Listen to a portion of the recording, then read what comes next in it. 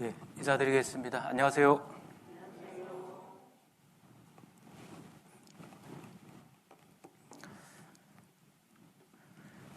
예, 어쩌다 보니 이제 내일 하루 남았습니다. 아무튼 지금까지 말씀을 잘 들으셨는데요. 글쎄요, 이제 오늘 모르겠습니다. 새로 또 이렇게 오신 분도 계실지 모르겠는데 아무튼 지금부터라도 말씀을 잘 들으시면 될 것 같습니다. 같이 기도하고 함께 말씀 배우는 시간 갖겠습니다. 하나님 아버지 감사합니다. 우주 만물을 창조하시고 또 그 가운데 또 우리 사람을 또 하나님의 사랑의 짝으로 또 지으시고 우리와 함께 영원한 천국에서 함께 하기를 원하시는 하나님 아버지, 이런 저희들이 하나님을 알지 못하고 또 이 세상 가운데에서 또 이 세상 죄악 가운데에서 하나님과 멀어져 또 살아가고 있습니다. 이런 인생들을 하나님께서 또 이렇게 말씀으로 찾아오셔서 또 하나님의 말씀을 통해서 또 이런 시간을 통해서 하나님을 또 알게 해주심을 또 감사를 드립니다. 오늘도 이어지는 말씀을 통해서 하나님을 더 올바로 알고 또 살아계신 하나님 앞에 우리가 또한 어떠한 존재인지 또 알아가는 또 귀한 시간 되게 해 주시옵소서. 마치는 시간까지 주님께만 의지하고 부탁을 드립니다. 전하는 입술 위에 하나님께서 도와주셔서 하나님의 말씀만 올바로 또 전할 수 있도록 인도해 주시옵소서. 저희를 사랑하시는 예수님 이름으로 기도드렸습니다. 아멘. 예, 시작하는 말씀으로 전도서 12장을 찾겠습니다. 구약성경 전도서 12장입니다.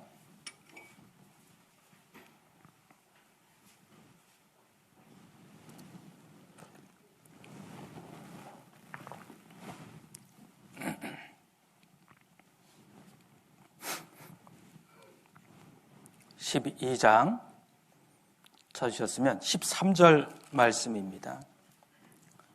958쪽이네요. 958쪽 13절 말씀만 함께 읽겠습니다. 이래 결국을 다 들었으니 하나님을 경외하고 그 명령을 지킬지어다.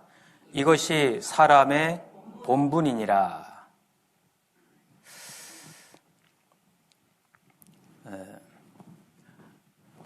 어제 이렇게 보셨던 이제 도표이긴 한데 성경에 나타난 인류의 역사라고 해서 어제 보여드렸습니다. 근데 일부는 좀 잘렸죠. 지금 우리 시대는 그 예수님 오시기 전에 일어날 이 징조는 이미 다 이루어졌다라고 볼 수 있어요. 어제 살펴봤듯이 이제는요, 주님 오시고 나서 있게 될, 즉 7년 환란 시대에 일어날 일들이 준비되고 있다는 것을 우리가 알 수 있습니다. 예수님이 공중에 오시면 이제 이 땅에서 영원한 생명을 얻으신, 구원받으신 분들은 다 올라가고, 자, 이 땅에 남은 사람들은 이제 7년 환란 기간 동안 그야말로 정말 무서운, 전무후무한 그런 무서운 일들을 겪게 됩니다. 그래서 환란 시대라고 이야기를 하는 거예요. 그때 어떤 일이 있게 되는지 이 성경에서는 비교적 아주 상세히 기록이 되어 있습니다. 물론 이 내용은 우리가 몰라도 돼요. 몰라도 되는데 모르고 그냥 주님 오시면 올라가면 되거든요. 7년 환란 시대에 뭐 어떤 무서운 일들이 일어난들 우리 올라가면 나하고는 상관없는 일이 되기 때문에. 그러나 혹시 이 자리에 계신 분들 중에서 혹시 주님 오셨을 때 올라가지 못하는 분이 계신다면 참고 하시라고 이때 일어날 몇 가지 일만 간단히 먼저 말씀을 좀 드리려고 해요. 그래서 이 말씀을 통해서 내가 주님 오셨을 때 이 땅에 남아있으면 안 되겠구나 라는 것을 다시 한번 좀 생각해 보았으면 좋겠습니다. 자, 7년 환란을 이렇게 반으로 나눠서 3년 반, 3년 반으로 나눌 수 있는데 편의상 이 전 3년 반 이때는 전 세계가 하나의 정부로, 그러니까 세계 정부가 등장을 하게 됩니다. 물론 이 세계 정부에 대한 것은 오래전부터 준비되어 왔어요. 생각해 보십시오. 지금은요, 온 땅이 하나의 네트워크로 다 묶여 있습니다. 지구가. 그렇지 않습니까? 그러니까 지금 저기 지구 반대편에서 전쟁 중인데 이란이 미사일 드론을 공격하는데 공중에서 이스라엘이 다 요격을 시키는 겁니다. 그런 전쟁 소식도 별 시차 없이 우리가 다 듣고 있는 그런 세상입니다. 그러니까 어떤 여러 유행들 그리고 각종 정보 이런 것들의 공유가 얼마나 빠른 시대인지 몰라요. 우리 시대가. 그리고 우리는 경험했습니다. 코로나19 때 어땠습니까? 이 방역을 목적으로 세계가 같이 움직였죠. 같이 마스크 쓰고 같이 봉쇄하고 같이 돈 풀고 같이 백신 맞고 공식적인 세계 정부가 등장하지 않았을 뿐이지요. 세계가 함께 움직이고 있습니다. 이미 이 세계는 함께 움직일 수 있는 모든 인프라가 다 구축이 되어 있어요. 그리고 이제 7년 환란 중반에 누가 등장하냐면 적 그리스도가 등장하는데 세계 정부 수장이 되는 겁니다. 그래서 그 나머지 3년 반을 다스리는데 아주 무섭게 다스려요. 이제 그 내용을 잠깐 살펴볼게요. 계시록 13장을 한번 보겠습니다. 요한계시록 13장입니다. 제일 마지막 성경이죠.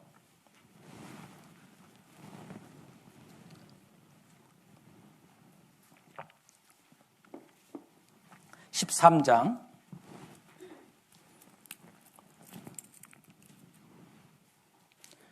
자, 1절 말씀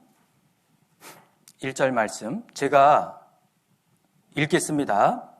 내가 보니 바다에서 한 짐승이 나오는데 뿔이 10이요 머리가 7이라. 그 뿔에는 10 면류관이 있고 그 머리들에는 첨남된 이름들이 있더라.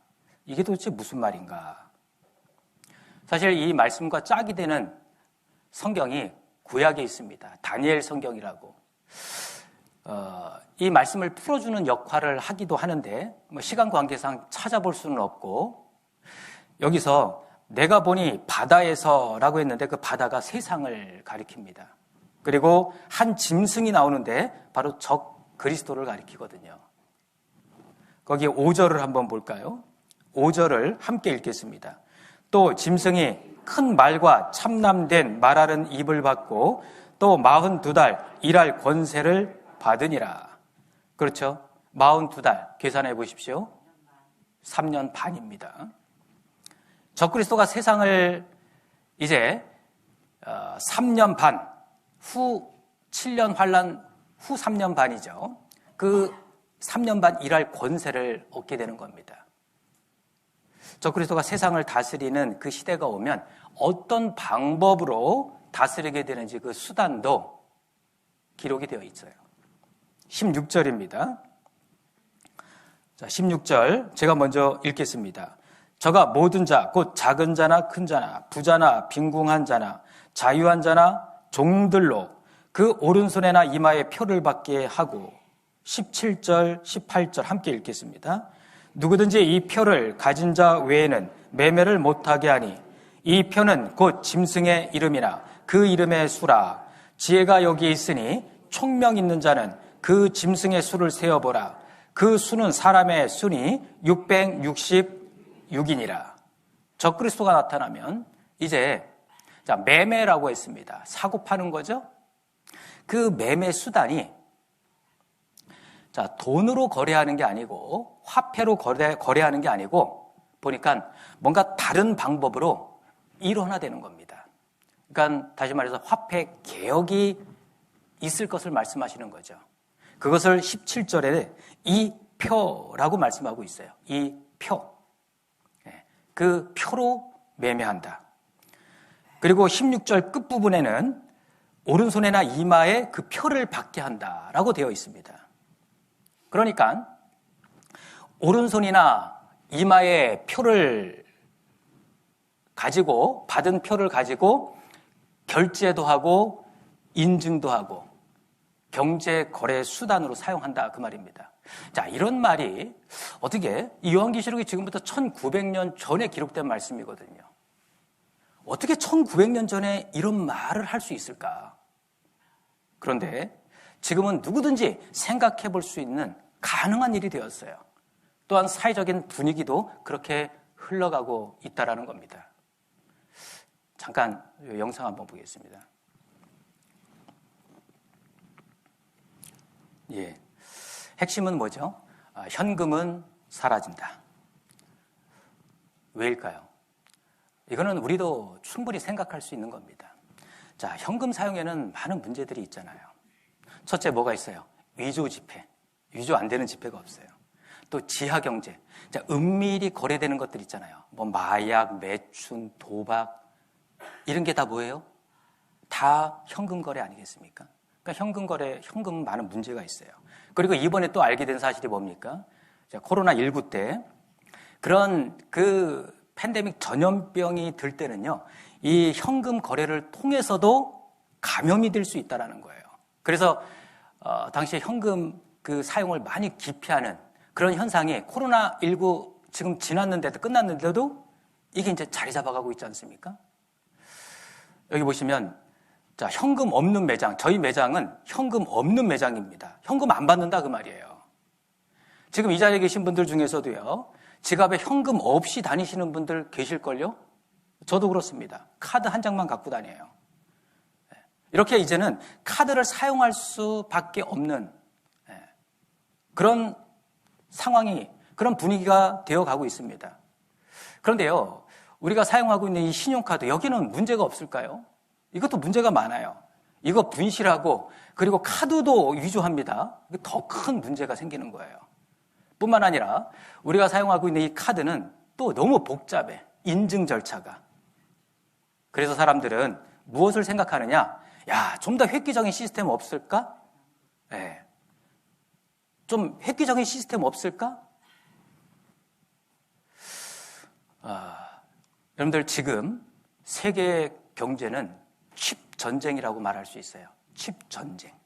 네. 누가 최고의 칩을 만드느냐?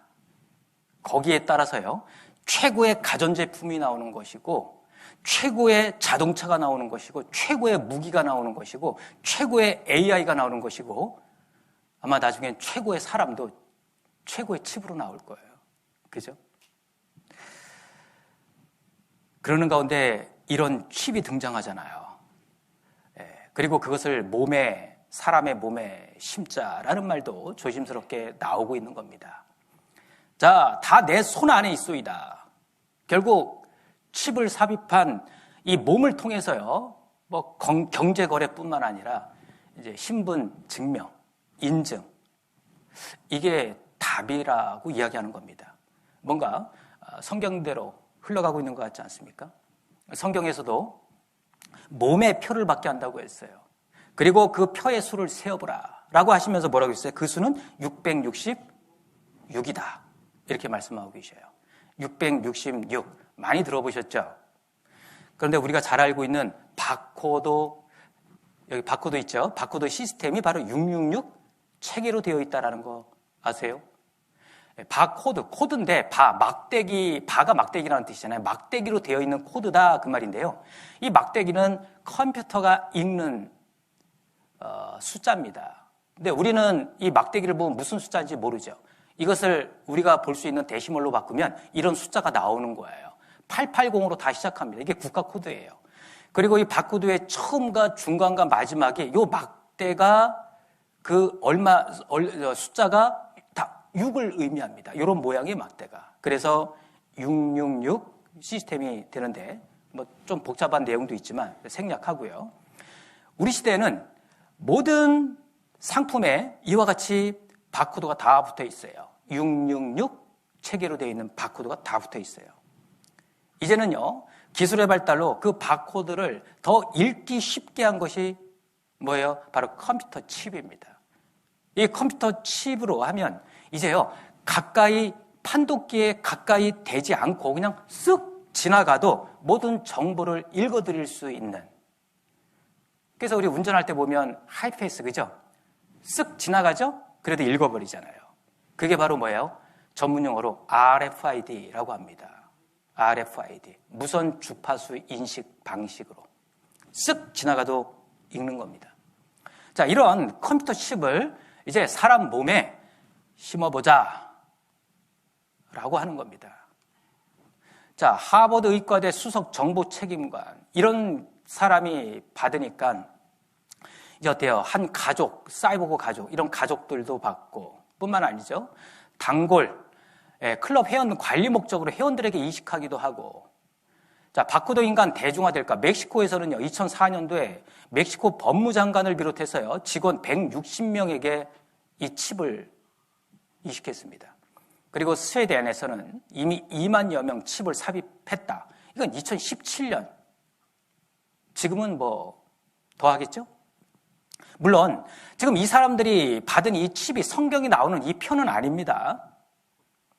중요한 것은 우리 시대의 기술적인 준비가 다 되었다라는 거예요.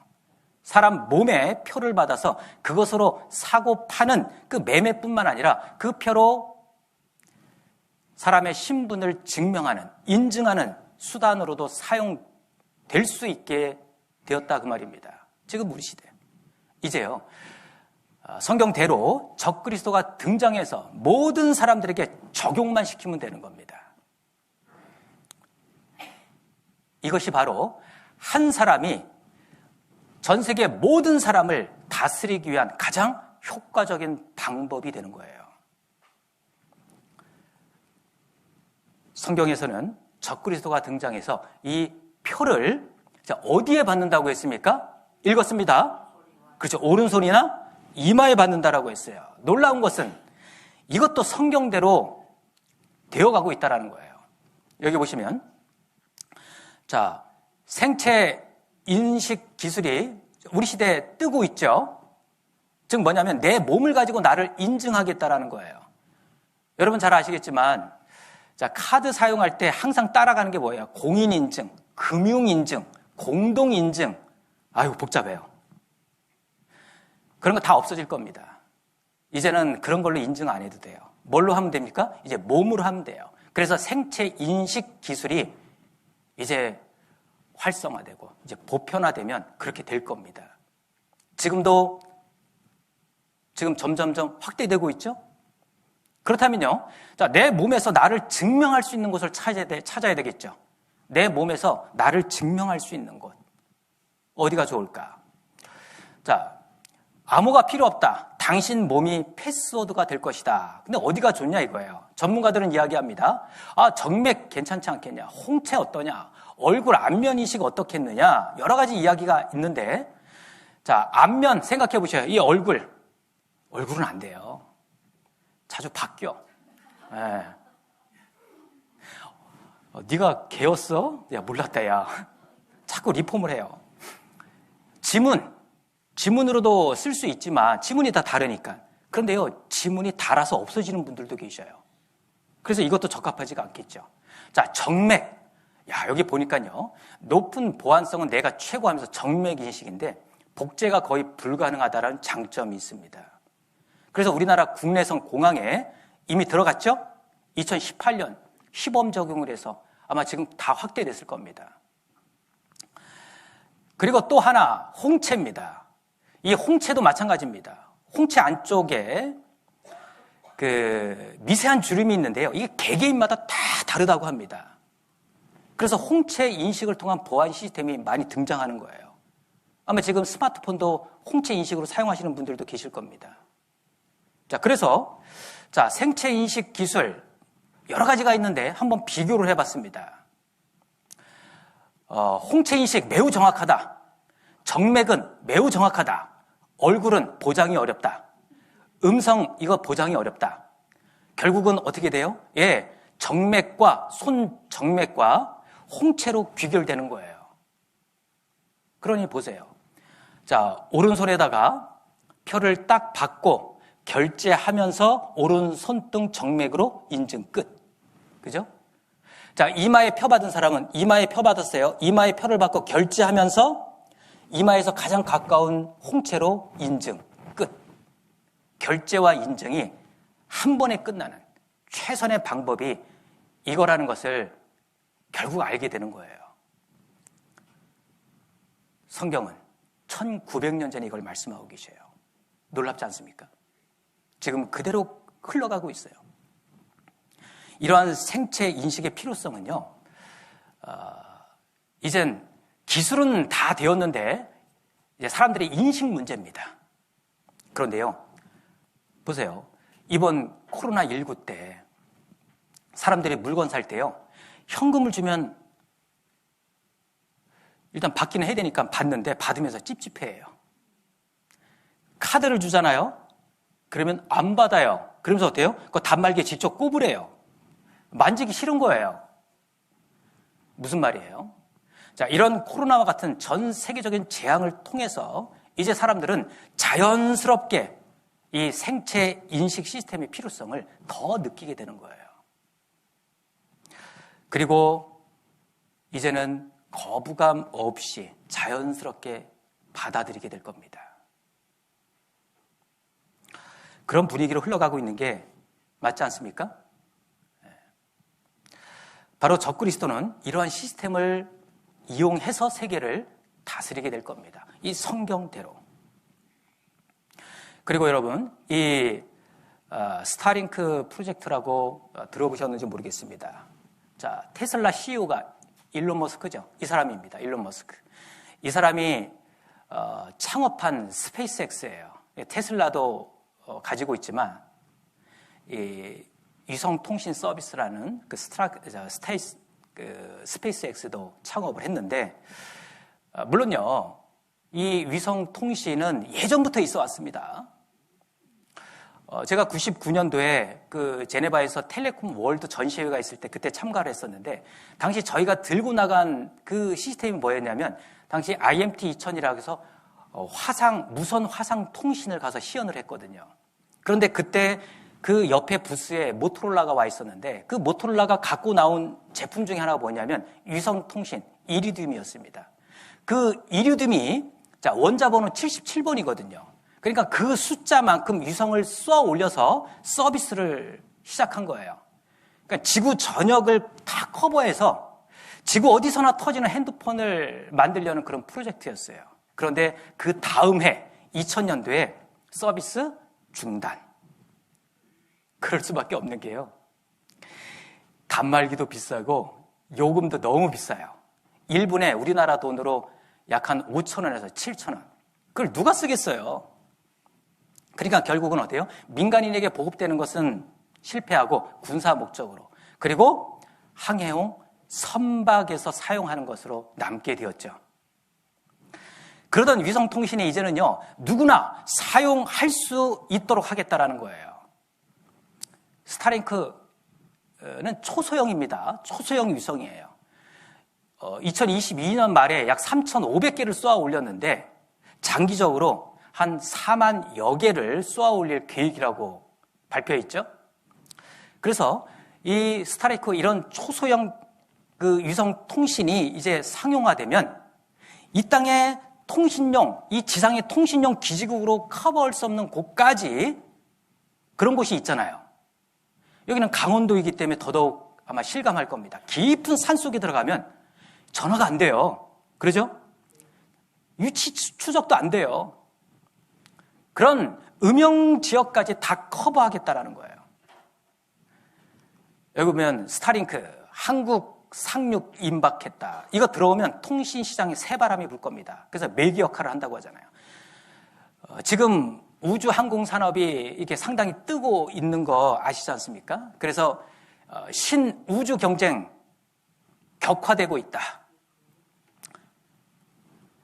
그리고요, 우리 시대에 이 컴퓨터의 끝판왕이라고 할 수 있는 바로 양자 컴퓨터가 등장하고 있어요.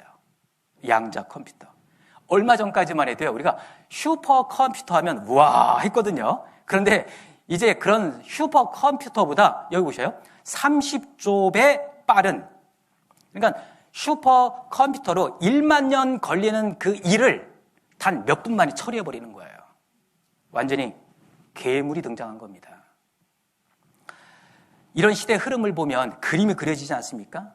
우리 시대는요, 인간과 컴퓨터가 연결되는 4차 산업혁명 시대입니다. 그리고 이 통신 네트워크를 통해서요, 한 곳에서 모니터링과 컨트롤을 다 제어할 수 있는 그런 시대예요. 그러니까 우리가 이것을 확대해서 생각해 본다면, 자, 이렇게 되는 거 아니겠습니까? 자, 세상에 모든 사람들에게 자, 표를 받게 하고, 그리고 이제 말씀드린 이런 초소형 유성을 통해서요, 전 세계 표받은 모든 사람들을 어디에? 한 컴퓨터에 딱 연결시키는 겁니다. 이렇게 해서 뭐 하려고요? 다스리려고요. 네, 지배하려고요. 사실 저게 쉬운 거는 아니에요. 이론적으로는 설명이 가능하지만 저게 쉬운 것은 아닙니다. 왜? 맞춰야 할 것이 많거든요. 그런데 지금 우리 시대요, 기술적으로 다 가능해 버렸어요.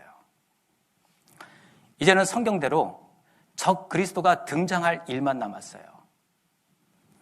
전 세계를 한 사람이 다스릴 수 있는 이런 시스템이 다 준비가 된 겁니다.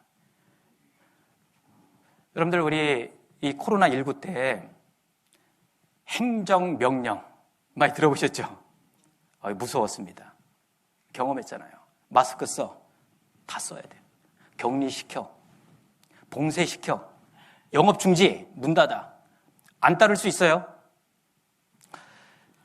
그리고 이때요, 통제하고 감시하고 관리하는데 상당히 유용하게 활용되었던 게 뭡니까? 우리가 가지고 있는 스마트폰이었습니다. 그것으로 확진자 이동 경로 추적하고, 그리고 격리된 사람들 제대로 격리되어 있는지 위치 확인하고 감시하고, 식당이든 교회든 출입할 때 그걸로 본인 인증하고 아주 족쇄 역할을 했습니다. 얼마 전 일이잖아요. 7년 환란에 가면 몸에 받은 그 표가 바로 그런 역할을 하게 될 겁니다. 그러니까 이런 얘기를 하는 거예요. 도망갈 수는 있어도 숨을 수는 없다. 그런 시대가 도래하는 겁니다. 아무튼 놀라운 것은요, 1900년 전에 성경은 이러한 일들을 예언했고, 지금 우리 시대에 와서 우리 눈앞에서 이 모든 일들이 성취되고 있다는 겁니다. 이것은 누구도 부인할 수 없는 사실 아니겠습니까? 지금은 주님 다시 오시기 전에 일어날 마지막 징조를 넘어서 그 이후 있게 될 7년 환란 때 일들이 지금 준비되고 있는 거예요. 자, 그래서 오늘 처음 찾아서 읽은 전도서 12장 말씀 다시 보겠습니다. 12장 13절입니다. 자, 12장 13절 다시 한번 함께 읽겠습니다. 이래 결국을 다 들었으니 하나님을 경외하고 그 명령을 지킬지어다. 이것이 사람의 본분이니라. 자, 이래 결국을 다 들었으니, 결국 이 땅에서의 모든 일들은 하나님께서 작정하신 대로 다 이루어질 겁니다. 성경에 이사야 10장 23절에 이렇게 말씀하셨어요. 함께 읽을까요? 이미 작정되었은즉 주 만군의 여호와께서 온 세계 중에 끝까지 행하시리라. 예.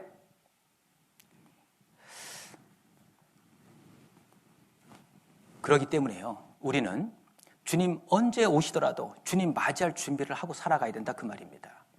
무슨 준비입니까? 성경을 통해서 영생을 얻는 겁니다. 구원을 받는 겁니다. 나 구원 받았는데. 분명하지 않은 분들도 좀 더 확실히 해야 됩니다. 그것을 위해서 오늘 내일 말씀이 상당히 이제 중요한 말씀이 되는 겁니다. 지금부터는 조금 무거운 주제를 다룰 거예요. 오늘은 특별히 이제 개인의 역사, 개인의 운명에 대해서 어떻게 말씀하고 계시는지 한번 살펴볼 겁니다. 여러분, 각자 자신에게 해당되는 말씀이니까 오늘은요, 다른 사람 생각하지 마시고 자기 자신만 생각하시면 돼요. 아셨습니까? 자, 첫날 말씀드렸을 겁니다. 자, 사람은 살면서 왜 진정한 만족이 없다고 했습니까? 근본적인 인생에 문제가 있는데 그것을 해결하지 못하고 살기 때문에 그렇다고 했습니다. 사람이요, 원래 7, 80년 살다가 죽는 것으로 끝나게 지음받았다면 그냥 지금 잘 먹고 살다가 그냥 죽어도 아무 문제가 되지 않습니다. 그런데 사람은 그게 아니잖아요. 바로 하나님의 사랑의 짝으로 지음받았고 하나님과 영원히 함께할 대상으로 지음받았다라고 배웠습니다. 그런데 그 자격을 상실했어요. 무엇 때문에? 죄 때문에. 이 죄가 세상에 들어왔어요. 그때부터 모든 것이 다 깨졌습니다. 다 꼬이기 시작한 겁니다. 우리가 이것을 먼저 알아야 돼요. 이것이 문제의 핵심이기 때문에 그렇습니다. 그리고 이 문제를 해결할 때 우리가 영원한 생명을 얻는 겁니다. 자, 로마서 5장 12절에 제가 읽겠습니다. 이러므로 한 사람으로 말미암아 죄가 세상에 들어오고 죄로 말미암아 사망이 왔나니 이와 같이 모든 사람이 죄를 지었으므로 사망이 모든 사람에게 이르렀느니라. 죄가 들어와서 사람이 늙고 병들고 고생하다가 결국은 죽음에 이르게 되는 것이다. 생로병사를 말씀하시는 거예요. 그렇다면 이 죄는 도대체 어떻게 생겨난 걸까? 죄가 이 세상에 어떻게 들어온 걸까? 한 사람으로 말미암아. 한 사람 누구예요? 예, 아담. 우리가 둘째 날 배웠습니다. 아담 때문이었어요. 이것은 무슨 말이냐면 죄가 없었는데 아담 한 사람을 통해서 세상에 들어왔다라는 말이에요. 아담이 뭘 잘못했어요? 아담이 뭐 도적질했어요? 간음했어요? 아니면 사람을 죽였어요? 그렇죠. 그런 게 아니고 하나님의 말씀을 순종치 않았습니다. 먹지 말라고 한 선악을 알게 하는 나무의 실과를 먹었어요. 말을 안 들었어요. 그러니까요, 이 죄라고 하는 것은 이 죄악의 본래 의미는요, 사람이 하나님의 말씀을 듣지 않는 게 그게 죄예요. 하나님의 말씀을 듣지 않는 거. 너 이렇게 말 안 듣니? 말 안 듣는다라는 게 무슨 뜻이에요? 말씀에 순종치 않는다라는 거예요. 그게 죄의 본래 의미입니다. 에레미야 2장 19절에 내 악이 너를 징계하겠고 내 패역이 너를 책할 것이라. 그런즉 내 하나님 여호와를 버림과 내 속에 나를 경외함이 없는 것이 악이요 고통인 줄 알라. 주 만군의 여호와의 말이니라. 자, 무엇이 악이고 무엇이 고통이라고 말씀하셨습니까? 하나님 여호와를 버린 거. 이 말씀이 하나님이라고 했습니다. 말씀을 듣지 않는 겁니다. 성경 말씀에 관심치 않는 겁니다. 여러분들, 이 세상이 왜 악해져 갈까요?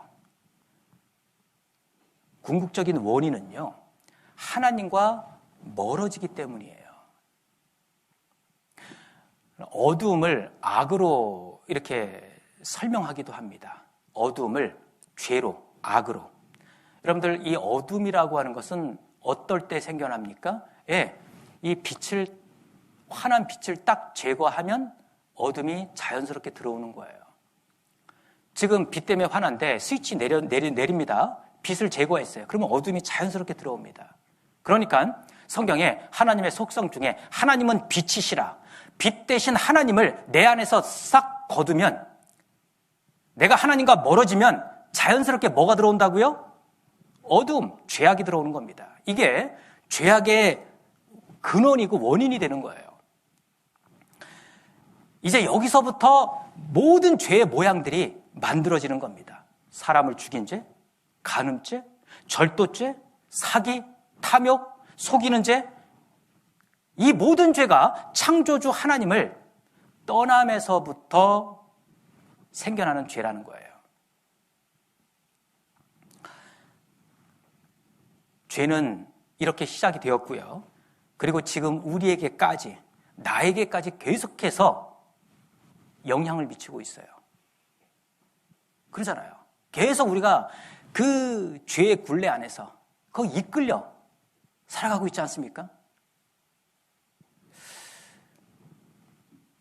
여기 보시면, 자, 아담은요, 처음 사람 아담은 하나님 말씀을 불순종하지 않음으로 죄를 지은 거죠? 그래서 죄인이 되었습니다. 그렇다면 우리는 달라요. 자꾸 우리도 이렇게 생각하는 분들이 많이 계셔요. 죄를 지었기 때문에 죄인이다. 그건 아담에게만 해당되는 거예요. 그럼 우리는요, 반대입니다. 우리는 죄인으로 태어났기 때문에, 그래서 죄를 짓고 살아가는 겁니다. 아담하고 반대죠. 아담은 죄를 지어서 죄인이 되었고, 우리는 죄인으로 태어나서 죄를 짓고 살아가는 거예요. 그러니까 죄인이라고 하는 것은요, 죄를 얼마나 지었느냐, 얼마나 큰 죄를 지었느냐, 이걸로 정해지는 게 아니라 누구 후손이냐, 그걸로 정해지는 겁니다. 보시다시피 우리는 모두 누구의 후손이에요? 아담의 후손이잖아요. 그래서 태어날 때부터 죄인이 된 겁니다. 그리고 죄인으로 태어났기 때문에 살면서 죄를 짓고 살아가는 거예요. 자, 사람이 태어나면 이름을 지어줍니다.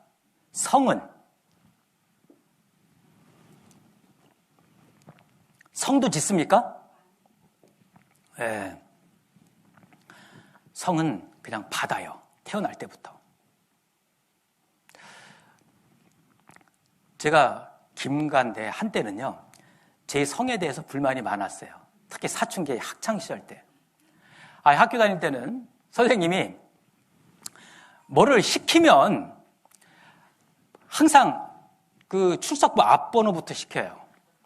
그런데 보십시오. 제 이름이 김남일입니다. 초성을 보세요. 기역, 니은. 항상 맨 앞에야. 그러니까 항상 뭘 시켜도 먼저 해야 돼요. 그래서 불만이 많았어요. 왜 하필 나는 김가야? 홍가면 참 좋겠다. 또는 황가도 괜찮고, 최가도 괜찮아. 그럼 멋진 성이 있는데 왜 나는 김가야? 왜죠? 우리 아버지가 김가야. 그 후에 할아버지가, 그 후에 고조, 증조, 조상이 김가니까 내 의지와는 상관없이 김가 성을 받은 겁니다. 이와 같이 모든 사람은 태어날 때부터 죄인이라는 신분이 정해진 거예요. 따라해보세요. 죄인. 그게 신분이라니까요. 가지고 태어난 거라니까요.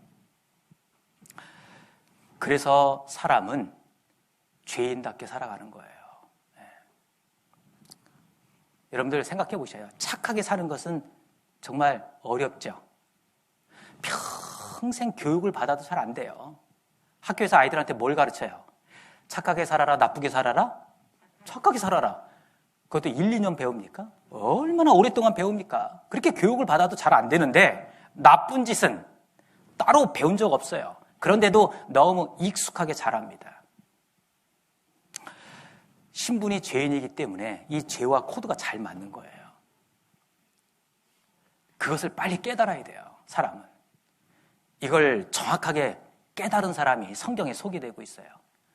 그 깨달은 것을 성경에 이렇게 이야기하고 있습니다. 한번 볼까요?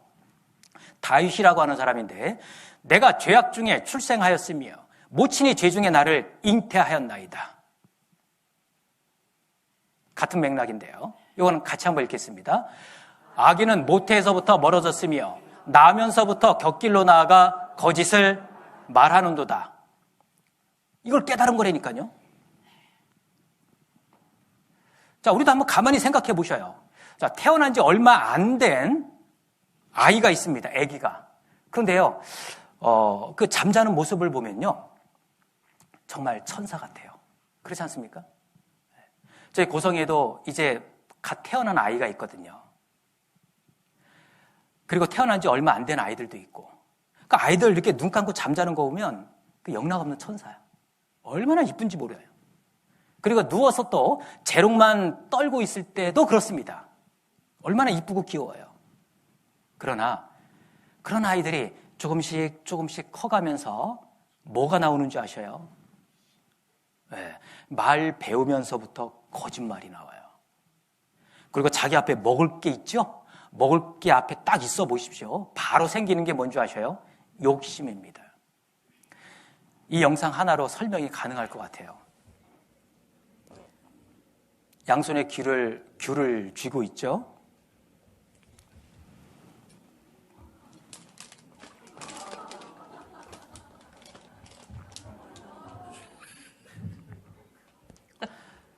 손에 쥔 거나 먹지. 아무튼 보니까 귤 한 박스 다 먹을 기세죠. 애들이 이래요. 근데 이런 욕심만 있는 게 아니죠. 그 속에요. 그 어린아이들 그 속에요. 또 아주 싸나운 기질이 들어있는 거 아셔요? 아이들 키워보셨으니까 잘 아실 거 아니에요. 그래서요, 마음에 안 들 때 행동하는 거 보십시오. 아이들이 얼마나 무서운지 몰라요. 그것도 한번 잠깐 볼게요.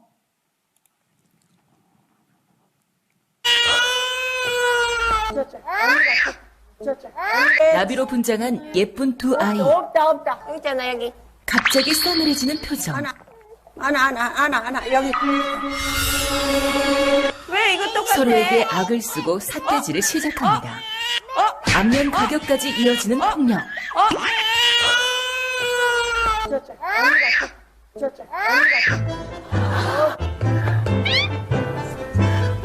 오, 뭐가 났어. 누구 닮은 거야? 미안해, 그래. 누구 닮은 거야? 미안해, 그래. 하지 마, 이거 봐. 나 티났잖아.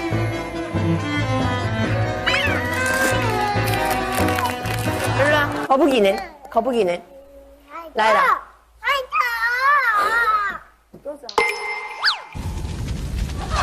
당하고 살 수는 없죠. 일로 와.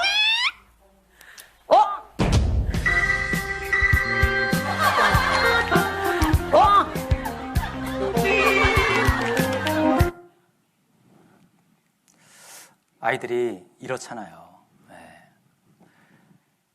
그리고 아이들이요, 말만 못할 뿐이죠. 누가 자기를 이뻐하고 누가 자기를 미워하는지 그 눈치가 얼마나 빠른지 몰라요. 그죠? 시기하고 질투하고. 자, 동생이 생겼습니다. 그래서 동생이 생기는 바람에 부모의 사랑을 다 빼앗겼어요, 동생에게. 그러면 마음에 어떤 마음이 생길까요? 시기, 질투. 그걸 어떻게 표현합니까? 이렇게 표현하잖아요.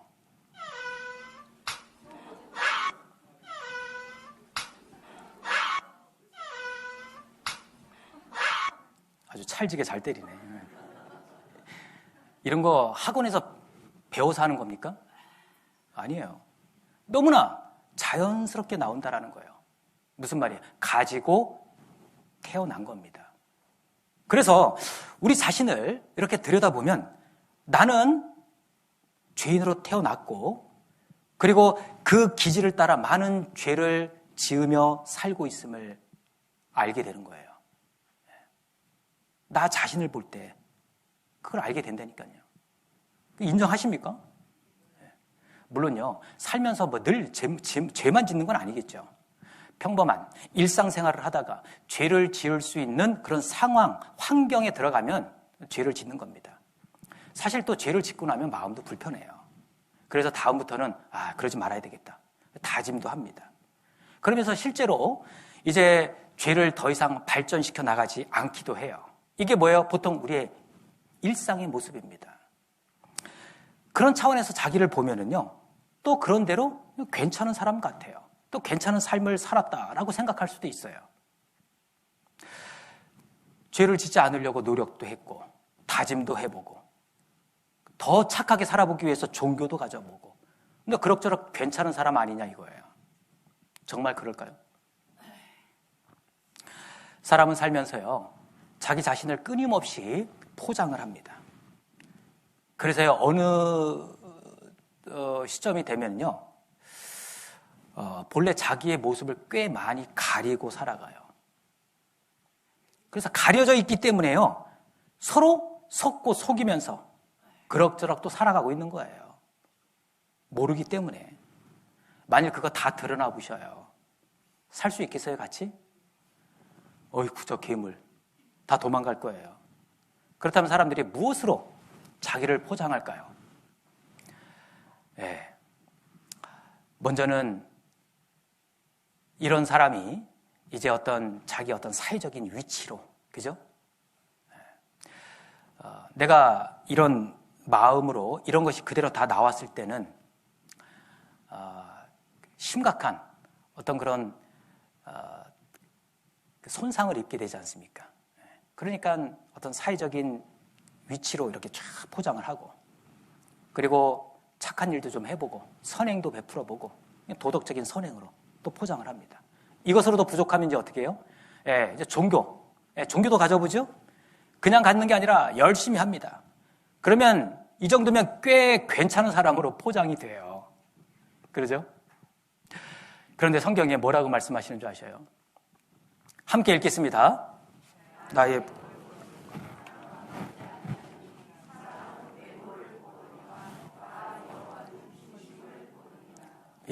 나 여호와는, 하나님은 어디를 보신다고요? 중심. 사람 마음 가운데, 마음 속을 들여다보신다라는 거예요. 사람은 외모, 포장을 보거니와 하나님은 마음, 중심 속을, 마음 속을 보신다 그 말입니다. 하나님은 포장에는 관심 없어요. 그래서 누구든지요, 하나님 앞에 서게 되면, 가게 되면 이 포장지 다 걷어내고 마치 이와 같이 벌거벗은 것 같이 다 드러내고 서게 되는 거예요. 이런 모습으로 서게 되는 겁니다. 여러분들 그 투명인간 아시죠? 투명인간.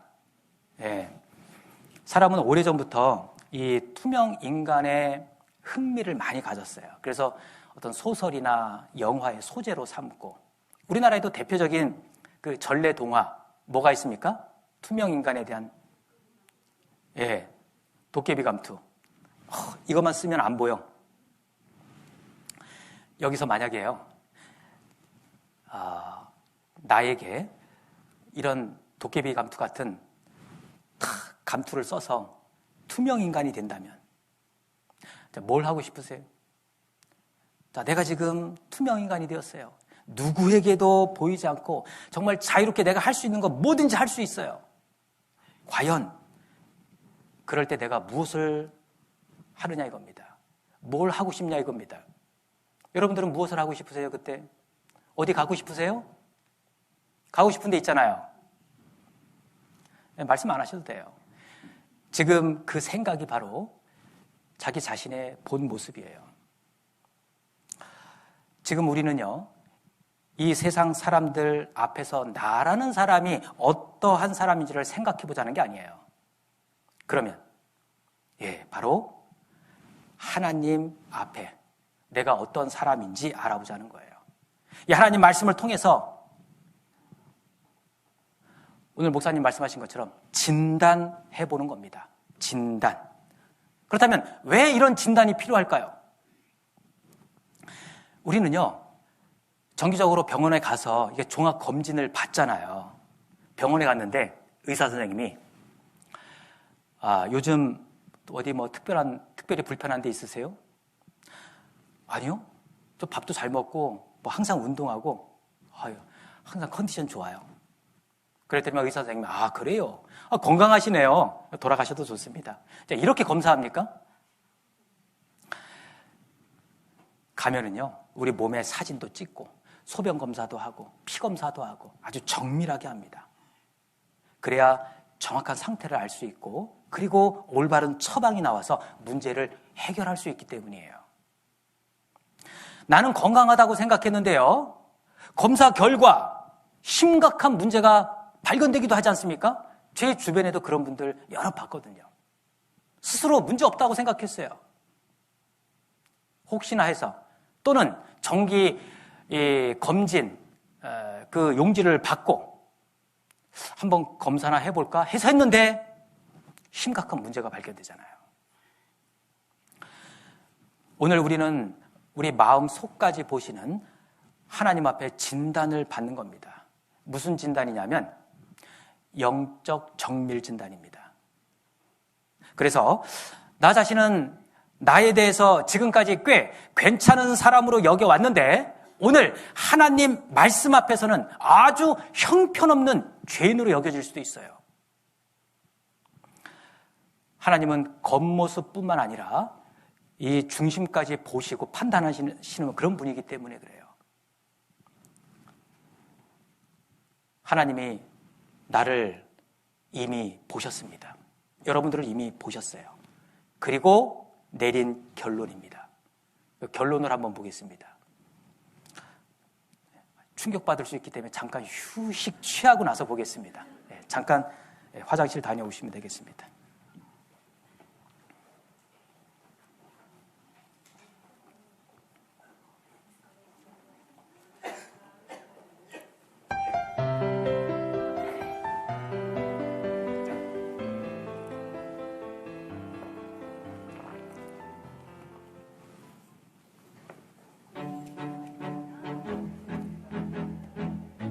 건강박수입니다. 주먹박수입니다. 주먹끼리 박수 쳐주세요. 만성 두통이나 어깨 부위 통증을 예방하는 박수입니다.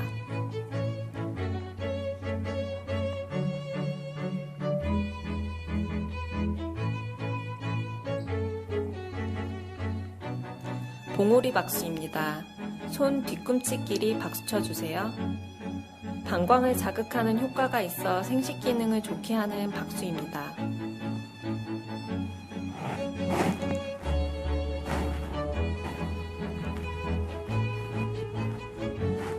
손등 박수입니다. 손등을 반대 손바닥으로 박수 쳐주세요. 요통이 있거나 척추 측만에 효과가 있는 박수입니다.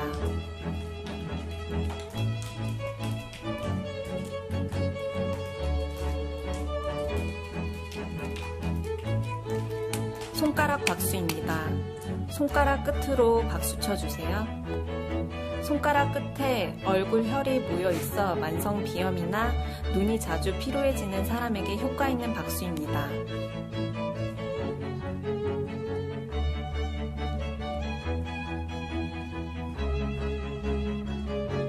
먹보 박수입니다. 주먹과 보자기를 번갈아 가며 박수 쳐주세요. 손바닥에 심장, 폐와 관련된 혈이 있어 심폐 기능을 좋게 하는 박수입니다.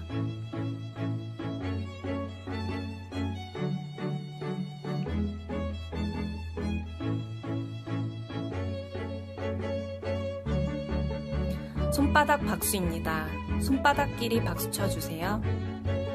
손바닥의 마찰, 진동을 통해 모든 경혈이 자극을 받고 혈액순환을 도우며 장 기능을 좋게 하고 갑상선, 당뇨, 합병증에 효과가 있는 박수입니다.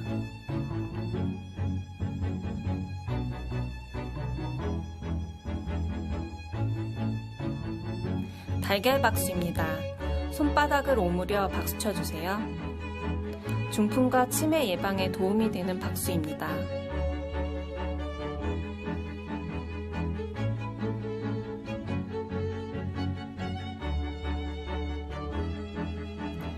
목뒤 박수입니다. 목 뒤에서 손을 모아 박수 쳐주세요.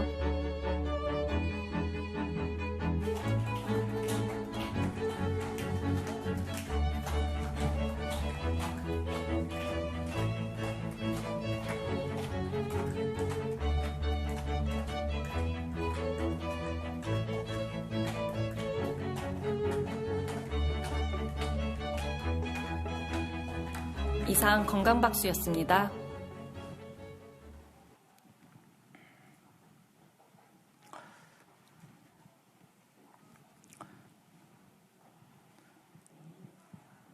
예, 오늘은 좀 더 잘할 수 있으실 텐데 이 박수도 한번 또 쳐보겠습니다. 지글지글 짜짜 보글보글 짜짜 지글짜 보글짜 지글보글 짜짜 찌르고 찌르고 짜짜 흔들고 흔들고 짜짜 찌르고 짜 흔들고 짜 찌르고 흔들고 짜짜 두드리고 두드리고 짜짜 찌르고 찌르고 짜짜 두드리고 짜 찌르고 짜 두드리고 찌르고 짜짜 좋아요 좋아요 짜짜 멋져요 멋져요 짜짜 좋아요 짜 멋져요 짜 좋아요 멋져요 짜짜 따당 따당 짜짜 으악 으악 짜짜 따닥 짜 으악 짜 따당 으악 짜짜 박수 소리만 들어서 많이 늦었습니다. 박수를 자 한번 또 쳐볼까요? 박수 많이 치면 아무튼 건강하다고 하니까. 자 이번에는 자 박수 10번 크게 시작. 예, 박수 5번 더 크게 시작.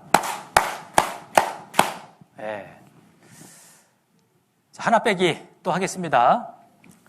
자, 박수 4번 시작. 3번 시작. 1번 시작.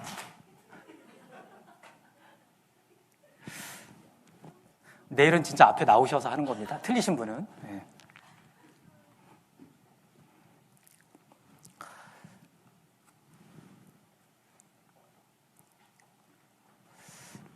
자, 성경 예레미야 17장인데요. 자, 화면을 보셔도 되겠습니다.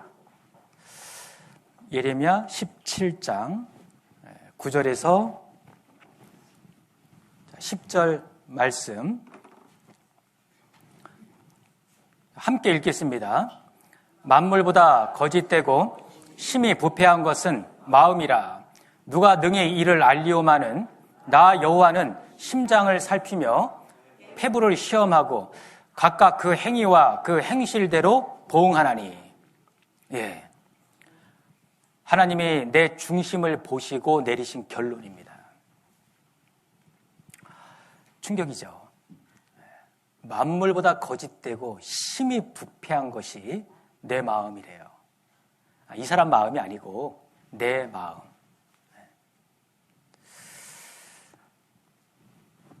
우리가 그 뉴스를 보면 뭐 요즘 좋은 소식 별로 없죠. 뉴스 봐도 날마다 보면 각종 그 범죄 사건들로 얼룩져 있어요. 뉴스가. 그런데 생각을 해보면요, 그 범행을 저질러서 붙잡힌 그 사람들이나 그것을 바라보면서 손가락질하고 있는 나라는 사람이나 뭐가 다를까요?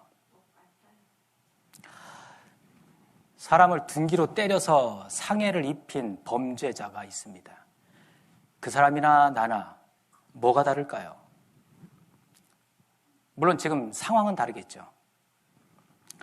겉으로 드러난 것은 물론 다를 수 있습니다. 속마음이 어떠냐 이겁니다. 속마음. 나도 저 사람들과 동일한 환경, 동일한 상황에 처하게 된다면 나는 절대로 저런 짓은 안 해. 그 장담할 수 있느냐 이겁니다. 자, 이 사람 기억하십니까? 이 티셔츠만 보면 아셔야 되는데 이거 모르시면 신세대, 아시면 구세대. 다 모르신 척 하시네. 자, 1989년 강도치사죄로 무기징역 받았던 신창원입니다. 그런데요, 탈옥을 했어요. 그리고 얼마나 잘 도망 다니는지 2년 6개월 동안 검거를 못했어요. 얼마나 그 경찰 수사망을 잘 피해서 도망 다니는지. 그때 그래서 이 사회적 이슈가 됐지 않습니까? 우연치 않게 이 사람의 907일 그 고백 그 내용을 이렇게 보는 가운데 공감이 되는 부분이 있었습니다. 저도 학창시절에 많이 어려웠던 그런 환경이었기 때문에 가장 학교 가기 싫었던 때가 있었어요. 그때가 언제냐면 이 교납금, 이제 육성입의도 따로 있었는데 제때 내지 못해서 이제 독촉장을 주셔요. 그 독촉장 받고 이제 독촉장 받을 때부터 이제 학교에서 이제 종례 시간 때마다 오늘까지 교납금, 육성예비 안 낸 사람 누구 이렇게 계속 다 친구들 앞에 이렇게 호명을 하십니다. 내 이름이 그 앞에서 호명이 될 때 그 사춘기 때 얼마나 부끄러워요. 근데 그럴 때요, 이 사람에게는 선생님의 말 한마디, 어떤 말이었냐면, 여기 보시면 이 907일 고백 내용인데요, 이런 내용이에요. 지금 나를 잡으려고 군대까지 동원하고 엄청난 돈을 쓰는데 나 같은 놈이 생겨나지 않는 방법이 있다. 내가 초등학교 때 선생님이 너 착한 놈이다 하고 머리 한 번만 쓸어주었으면 여기까지 오지 않았을 것이다. 초등학교 몇 학년 때 선생님이 이 XXX 새끼야 욕을 하면서 돈도 없이 뭘 학교 와, 빨리 꺼져 하고 소리쳤는데 그때부터 마음속에 악마가 생겼다 라는 고백 내용이 있었습니다. 그러니까 이 한마디가 그 사춘기 학생에게, 아이에게 큰 상처가 되었다고 생각이 됩니다. 그때부터 어떻게 돼요? 소년원으로, 그리고 형무소로 내 집처럼 드나들며 인생이 꼬이기 시작한 거죠. 우리는요, 이러한 환경과 이런 상황이 나에게 주어지지 않은 것에 대해서 감사해야 되지 않겠습니까? 나도 이런 똑같은 상황, 똑같은 환경에 처했었다면 나는 절대 저런 짓은 안 해. 우리도 장담할 수는 없는 거예요. 심히 부패한 것이 마음이라고 했는데 하나님 보실 때, 자, 그 마음에서 어떤 악한 것들이 나오는지 성경에서는 이렇게 말씀하고 계셔요.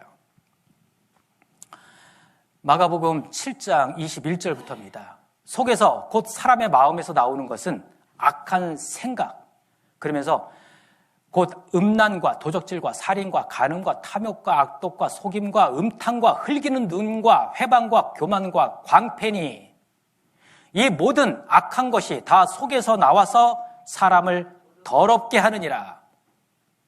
이런 것이 마음에서 나와서 우리를 더럽게 한다라는 겁니다. 여기 열거된 12가지 악한 것 중에 보시면 제일 먼저가 뭐예요?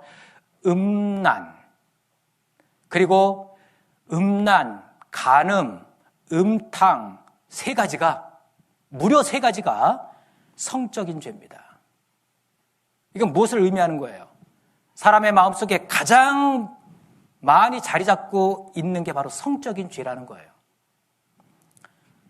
여러분, 세상이 갈수록 거룩해져 갑니까? 음란해져 가는 것 같습니까? 그렇지 않습니까? 자, 어렸을 때만 해도요, 테레비가 있는 집이 한두 집밖에 없었어요. 저녁 먹고 그 집에 가서 테레비 보는 게 큰 즐거움이었습니다. 그래서 가보면요, 이미 앞집, 옆집 다 오셔서 이미 좋은 자리 다 맡았네? 문 옆에서라도 앉아서 봐야 돼요. 가보면 어린 아이부터 어르신들까지 그냥 함께 다 모여서 테레비 앞에 그렇게 테레비를 봤던 기억이 납니다. 왜 그렇게 했는지는 모르겠지만, 그러나 이제는 어때요? 지금은 가족들이 함께 모여서 볼 만한 TV 프로가 별로 없어요. 왜죠? 같이 앉아서 보다 보면 서로 민망해져요. 그리고 요즘에는 가족들이 잘 모이질 않아요. 밥 먹고 나면 어때요? 각자 자기 방으로. 가서 뭐 해요? 스마트폰. 요즘 대부분의 사람들이 이 유튜브라고 하는 것에 빠져 살아가고 있습니다. 정말 5만 가지 정보가 다 있어요. 그래서요, 자, 유용하게 활용이 되기도 합니다. 그러나 반대로 사람들의 이 죄성을 자극하는, 죄를 부르는 그런 선정적인, 그런 자극적인 내용들이 너무 많다라는 거예요. 그 안에 여러분들 가지고 있는 그 스마트폰 아무 거리낌 없이 다른 사람 이렇게 내줄 수 있어요? 보라고? 그 안에요, 그 사람의 평소 관심과 생각이 어디에 있는지 알고리즘에 의해서 다 드러나거든요. 아, 이 사람의 평소 관심사는 이런 데 있구나.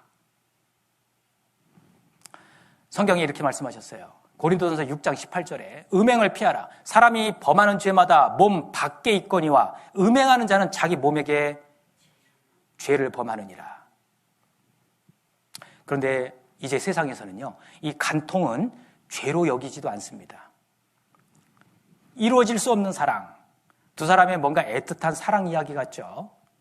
알고 봤더니 불륜 스토리입니다. 이러한 불륜 행위를 로맨틱하게 극화해서요, 안방 극장의 소재로 삼고 있어요.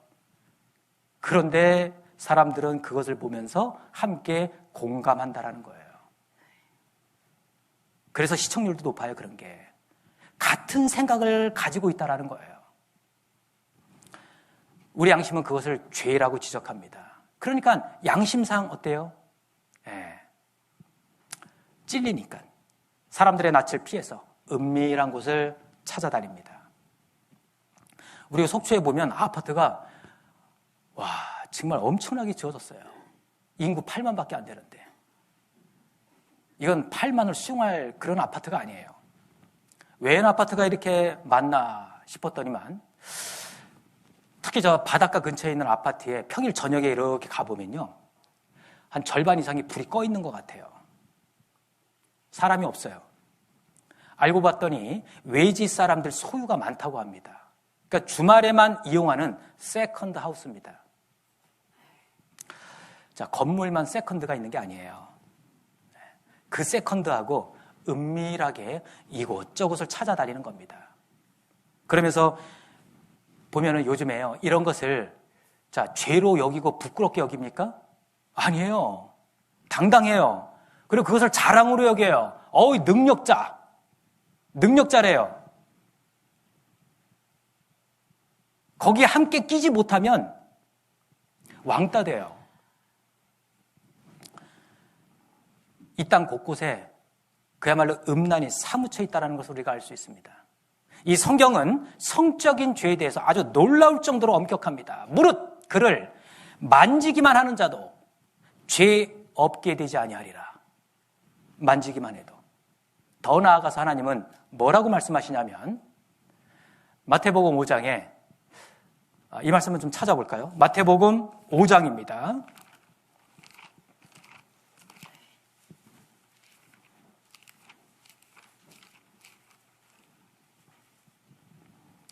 마태복음 5장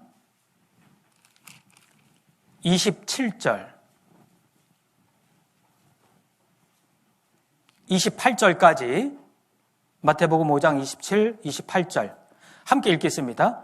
또 간음치 말라 하였다는 것을 너희가 들었으나 나는 너희에게 이르노니 여자를 보고 음욕을 품는 자마다 마음에 이미 간음하였느니라. 텔레비 속에서라든가 아니면 내 주변에 이성을 보고 마음에 야릇한 그런 생각을 품어봤다면 뭐라고 하셔요? 마음에 이미 간음하였느니라. 그게 간음죄라는 거예요. 이 세상에서 그렇다라는 겁니까? 아니요. 하나님 앞에. 우리가 오늘 하나님 앞에 진단을 받고 있잖아요. 하나님은 간음죄라고 하는 겁니다. 이런 걸 이야기하면 사람들은 자꾸 세상에 그런 법이 어딨냐고. 세상에 그런 법 없다니까요. 하나님의 법이 그렇다라는 거예요. 하나님께서 주신 이 법, 율법, 그 축소판이 10계명인데요. 그 10가지 법 안에도요, 7번째가 간음하지 말라라는 법이 있습니다. 그 앞에서 우리가 자유로울 수 있어요? 마음의 음욕을 품는 자마다 간음죄라고 말씀하시는데 자유롭지 못하죠. 또한 5장 폈으니까 21절입니다. 21절, 22절까지 또 함께 읽겠습니다. 옛사람에게 말한 바 살인치 말라 누구든지 살인하면 심판을 받게 되리라 하였다는 것을 너희가 들었으나 나는 너희에게 이르노니 형제에게 노하는 자마다 심판을 받게 되고 형제를 대하여 나가라 하는 자는 공회에 잡히게 되고 미련한 놈이라 하는 자는 지옥불에 들어가게 되리라. 예, 지옥불에 들어가게 된다라고 말씀하시면서 살인죄를 지금 말씀하고 계십니다. 살인죄 하면 큰 죄죠. 사람을 죽이는 죄니까 당연히 지옥불입니다. 그런데 성경에서는 여기 보시면 노하는 자, 그리고 나가라 하는 자, 그리고 미련한 놈이라 하는 자 역시 뭐예요? 살인죄와 같은 지옥 형벌에 처해진다라고 말씀하고 계셔요. 특히 여기서 이 라가는 욕이에요, 욕. 어떤 욕이냐면 이 골빈, 이 무가치한, 이 멍청한, 사람을 무시하는, 멸시하는 욕입니다. 이것이 살인죄와 동급의 심판을 받을 만큼 큰 죄라는 거예요. 여러분 누군가를 무시해 본 적 없습니까? 이 멍청이, 이렇게 바보 같아. 아이고, 무시하는 말 좀 했다고 뭐 그게 그렇게 큰 죄인가? 큰 죄라니까요. 자, 여기 보시면 이게 누구의 그림인 줄 아셔요? 하나 더 볼까요? 예. 뭐 저기 유치원 애들이 그린 것 같죠? 근데 요 밑에 요 사인을 보십시오. 요 사인까지 있어요. 네, 수근. 이게 바로 박수근 화백의 그림입니다. 박수근 화백 아시죠? 네. 제가 작년에 양구에 갔다가 그 미술관에 들렸는데 박수근 화백 전시되어 있는 그림이 전시되어 있는 미술관입니다. 한때 이건희 회장이 소장하고 있었던 그림들을 많이 기증을 했더라고요. 근데 이해는 안 되지만 이것이 억 단위 가치가 있다라고 이야기를 해요. 기가 막혀서. 왜 그러냐면 그만큼 뭐예요? 유명한 분의 작품이라는 거예요. 이 박수근 화백의 대표작이 뭐냐면 빨래터라는 게 있는데 그게 얼마에 낙찰됐는지 아세요? 45억에 낙찰됐어요. 여러분들 학교에 학창시절 때 배웠던 이중섭의 소 있죠? 그게 약 47억에 낙찰되었거든요. 거의 비슷한 수준입니다. 유명한 분이죠? 제가 들어가서 처음에 이 그림을 보는 순간 어떤 생각이 들었냐면 저거 초등학생이 그래도 이거보다 낫겠다. 좀 더 나아가서 발로 그래도 이거보다 더 낫겠다. 자, 그런 생각 들잖아요. 어떻게 미술관에 이런 그림이 걸려져 있지? 그런데요, 여러분, 지금 이 생각은, 이 말은 이 그림을 무시하는 겁니까? 아니면 이 그림을 그린 사람을 무시하는 겁니까? 그렇죠. 그 사람을 무시하게 되는 거예요. 자, 형제든, 부모든, 자식이든, 모든 사람은 하나님으로부터 지음받은 최고의 걸작품입니다.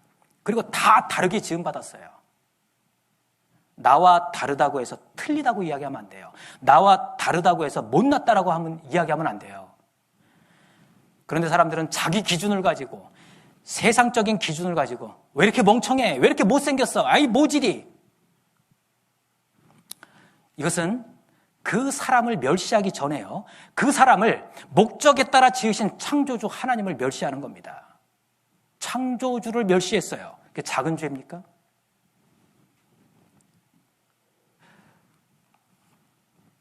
그래서 어떤 사람을 향해서든 화내고 욕하고 무시하는 것은 큰 죄가 되는 거예요. 누구 앞에요? 하나님 앞에. 그렇지 않습니까? 우리가 이 앞에 자유로울 수 있습니까? 자, 어떤 사람이 살인 충동을 느꼈대요. 이건 평범한 한 시민의 이야기입니다. 사람을 죽이고 싶었대요. 이유는 윗집에서 이제 메모지를 하나 남겼대요. 이 층간 소음이, 도시에서는 층간 소음이 아주 심하잖아요. 층간 소음 때문에 문제가 많아요. 그래서 위에서 계속 소리가 나길래 이제 경비실에 인터폰을 한 거예요. 직접 부딪히기 싫어서. 그것도 여러 번. 어느 날 윗집에서요, 메모지 한 장을 현관에 붙여놨대요. 뭐라고 붙여놨냐면, 밤에 인터폰 하는 거, 그러니까 경비실 통해서 인터폰 하는 거, 그 지겹지 않아요? 비아냥되는 겁니다. 이 소음에도 꾹 참고 있었는데 그 메모지를 딱 보는 순간 욱 했다는 거예요. 올라가? 살인 충동을 느낀 거예요. 이 살인이라는 것은 특별한 일로, 특별한 사람만 하는 게 아니라는 겁니다. 평범한 일상 가운데요, 이 마음에서 화가 나고 미움이 생기고 증오가 생기면 그것으로 사람을 죽이기까지 할 수 있다는 거예요. 누구나 그럴 수 있다는 거예요. 이 안에, 우리 안에 그런 기질이 있거든요. 그래서 하나님은 그 살인의 동기가 되는 마음에서 미워하는 것, 그것을 살인죄라고 말씀하시는 거예요. 자, 함께 읽겠습니다. 그 형제를 미워하는 자마다 살인하는 자니 살인하는 자마다 영생이 그 속에 거하지 아니하는 것을 너희가 아는 바라. 예, 요한일서 3장 15절 말씀입니다. 자, 그 형제를 미워하는 자마다, 형제만 미워합니까? 그런데 왜 형제를 미워한다고 했을까요? 우리가요, 자, 누구를 미워합니까? 저 멀리 지구 반대편에 있는 나와는 아무 상관이 없는 사람들을 미워합니까? 아니에요. 대부분 팔 뻗으면 닿을 수 있는 아주 가까이에 있는 나의 형제, 나의 부모, 자식들, 친구들, 내 주변에 있는 사람들을 미워하잖아요. 그러니까 그 형제를 미워하는 자마다 살인하는 자다. 여러분, 여기서 자유로울 수 있어요? 미워해 본 적 없습니까? 지금까지 살면서? 그 누구도?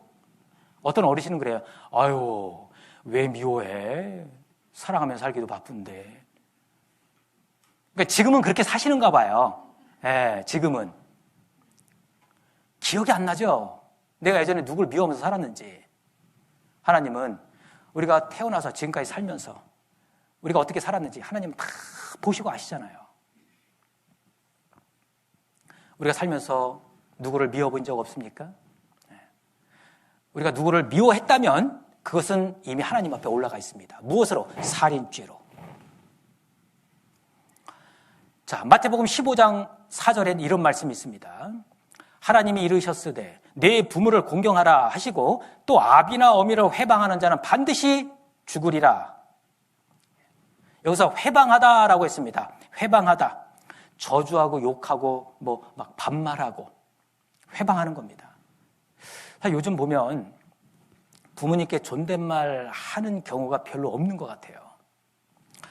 그러면서 부모님이 어떻게 해요? 점점 쉬워지는 겁니다. 어렸을 때는 어때요? 부모님이 최고였어요. 그러니까 그 부모님 품에서 재롱 떨면서 놀다가 이제 어때요? 몸도 커지고 머리도 조금씩 커지면서요, 부모님이 만만해지는 겁니다. 아유, 엄마가 뭘 한다 그래. 아유, 내가 알아서 하니까 신경 쓰지 마. 부모님께 큰 소리 치면서 대들고 가르치려고 하고 무시하고, 물론 나름대로 부모님에 대한 뭔가 불만이 있으니까 그렇겠죠.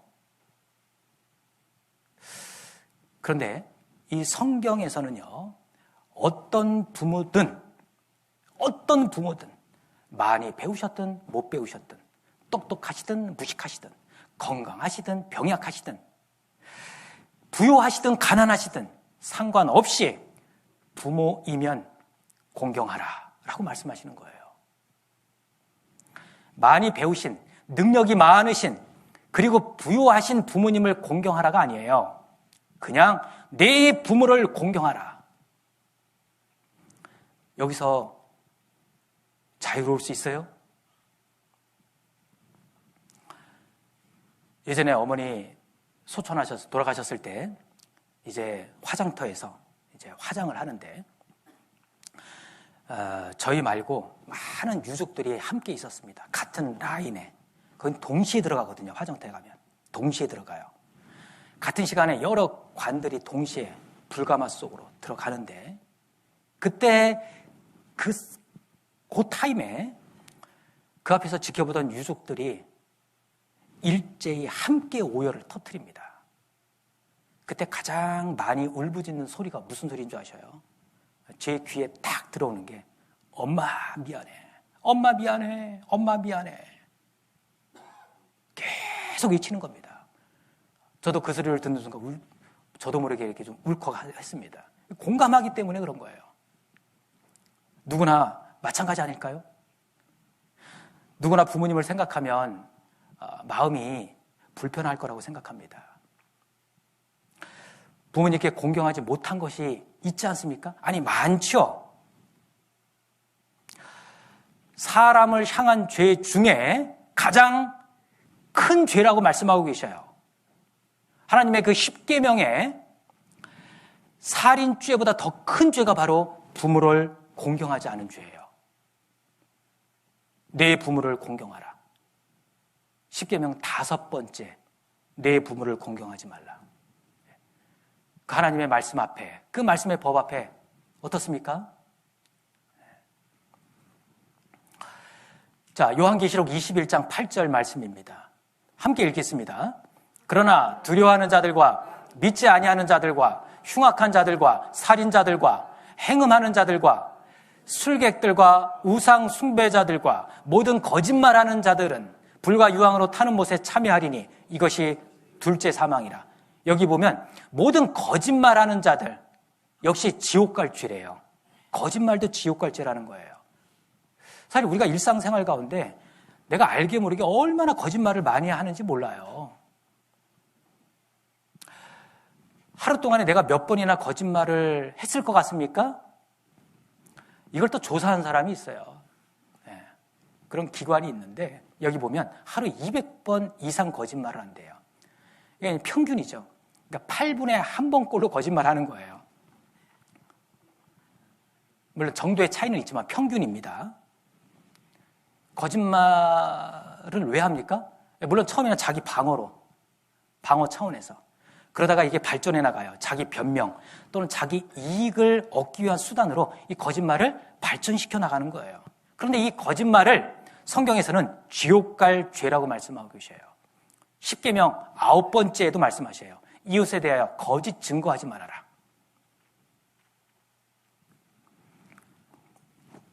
아이고, 거짓말 좀 한 것 가지고, 아이고, 욕 좀 한 것 가지고 무슨 지옥, 심판. 하나님 앞에 가보십시오. 사람들끼리는요, 아유, 그까짓 것 가지고 그럴 수 있지만 대상이 누구냐에 따라서 달라지는 겁니다. 자, 사춘기 동료 그 친구들끼리는요, 어때요? 서로 막 그냥 거침없이 욕도 하고 음담패설 내뱉고 그러죠? 저그들끼리는. 그런데 똑같이 그런 말을 선생님 앞에 가서 할 수 있어요?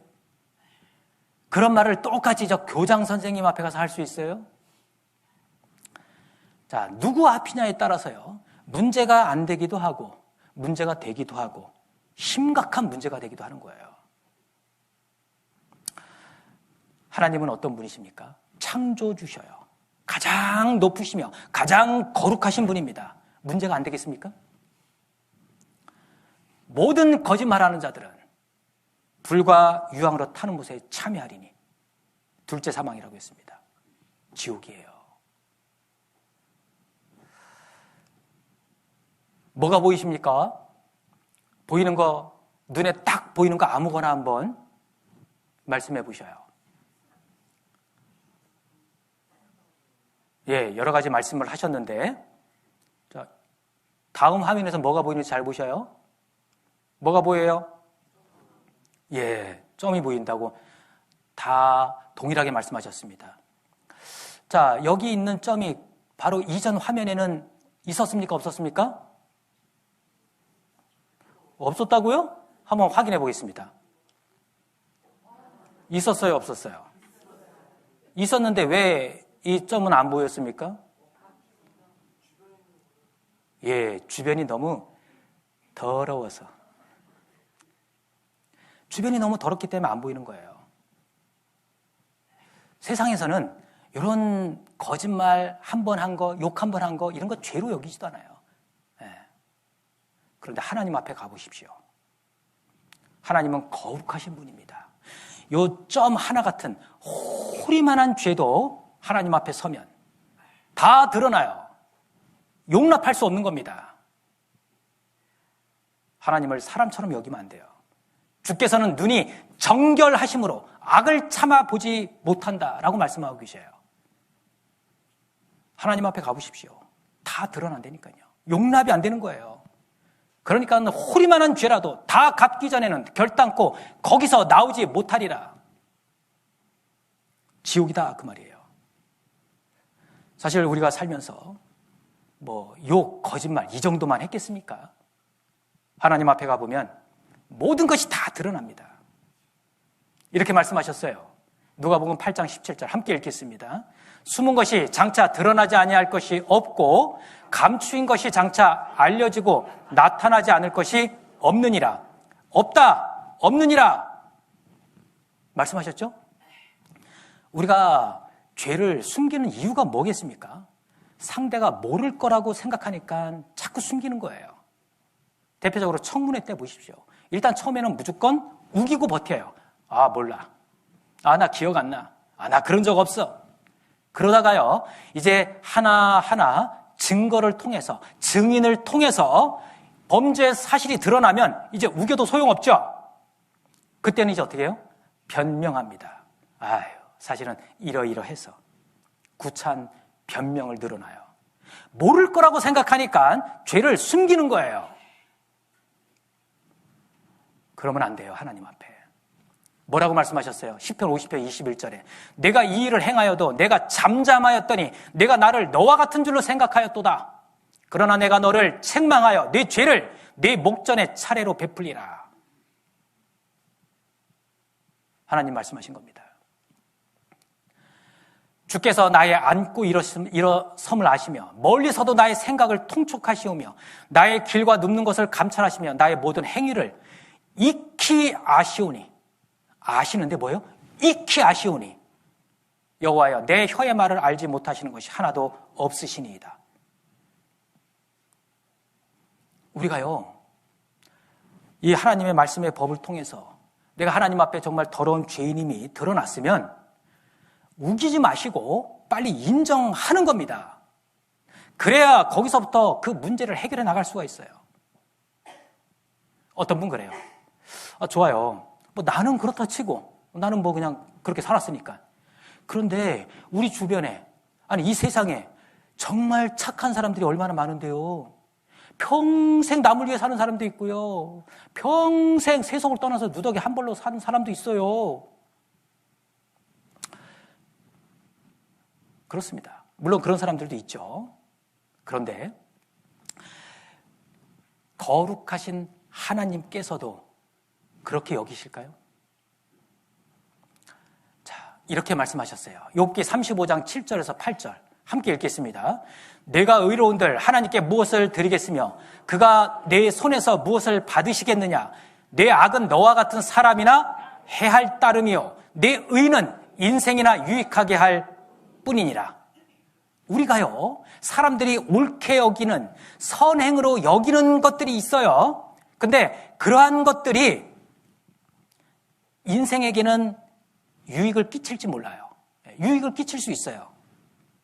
그러나 속 마음까지 들여다보시는 하나님 앞에서는 어림없어요. 하나님께서는 그것을 가증히 여기신다라는 거예요. 왠 줄 아셔요? 선은 선인데 거짓이 발린 선이기 때문에 그래요. 그래서 우리가 한자에 보면 자, 사람이 행하는 선은 그렇죠. 바로 위선. 이렇게 만들어지는 글자예요, 이게. 사람이 행하는 선. 이게 바로 사람이 행하는 게 거짓이 발렸다 그 말이에요. 그러니까 거짓이 발린 선이 되는 거예요. 위선. 하나님이 그렇게 보시는 거예요. 우리는 모르잖아요. 거짓이 발렸는지 어땠는지 우리가 알아요. 그러니까 주니까 아이고 감사합니다. 아이고 훌륭한 사람이네. 그 뒤에서 무슨 일이 일어나고 있는지 우리가 몰라요. 하나님은 다 보시고 아시잖아요. 공익 광고 중에서 아주 잘 만든 공익 광고가 있어서 소개해드리겠습니다. 한번 보셔요. 사원 김화영은 상냥하지만 딸 김화영은 몰라도 돼. 꽃집 주인 이효진은 친절하지만 이거 좀 채워봐. 엄마 이효진은, 친구 김범진은 쾌활하지만 하나 먹어봐. 아들 김범진은, 부장 김기주는 자상하지만 아, 빨리 와. 남편 김기주는 밖에서 보여주는 당신의 좋은 모습, 집안에서도 보여주세요. 공익광고 협의회. 아주 좋은 공익 광고라고 생각합니다.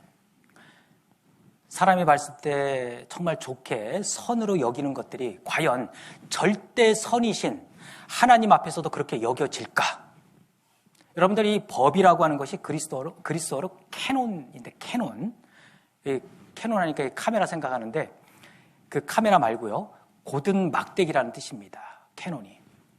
그러니까 누구에게도 공평하게 들이대는 고든 막대기. 이게 하나님의 법이에요. 캐논. 그러나 세상 법은 어때요? 세상 법은 그렇지 않습니다. 유리한 쪽으로 굽어요. 그러니까 악인은 사람의 품에서 뇌물을 받고 재판을 굽게 하느니라. 그렇게 말씀하시는 거예요. 하나님 다 아시거든요. 내가 해 아래서 보건대 재판하는 곳에도 악이 있고 공의를 행하는 곳에도 악이 있도다. 하나님 보시니까 다 아시거든요. 그러나 하나님의 법은 캐논, 고든 막대기입니다. 자, 이 세상 보셔요. 사람들끼리는 이래요. 예를 들어서 두 사람이 만났어요. 이런 사람과 이런 사람이 만났어요. 자, A와 B가 만났어요. 자, 둘 중에 누가 고다요? 누가 고다요? 그렇죠. B보다 A가 그래도 곧잖아요. 예, 그러니까 이때 A가 착한 사람이 되는 거예요. 그런데 이번에는 자, C가 나타났어요.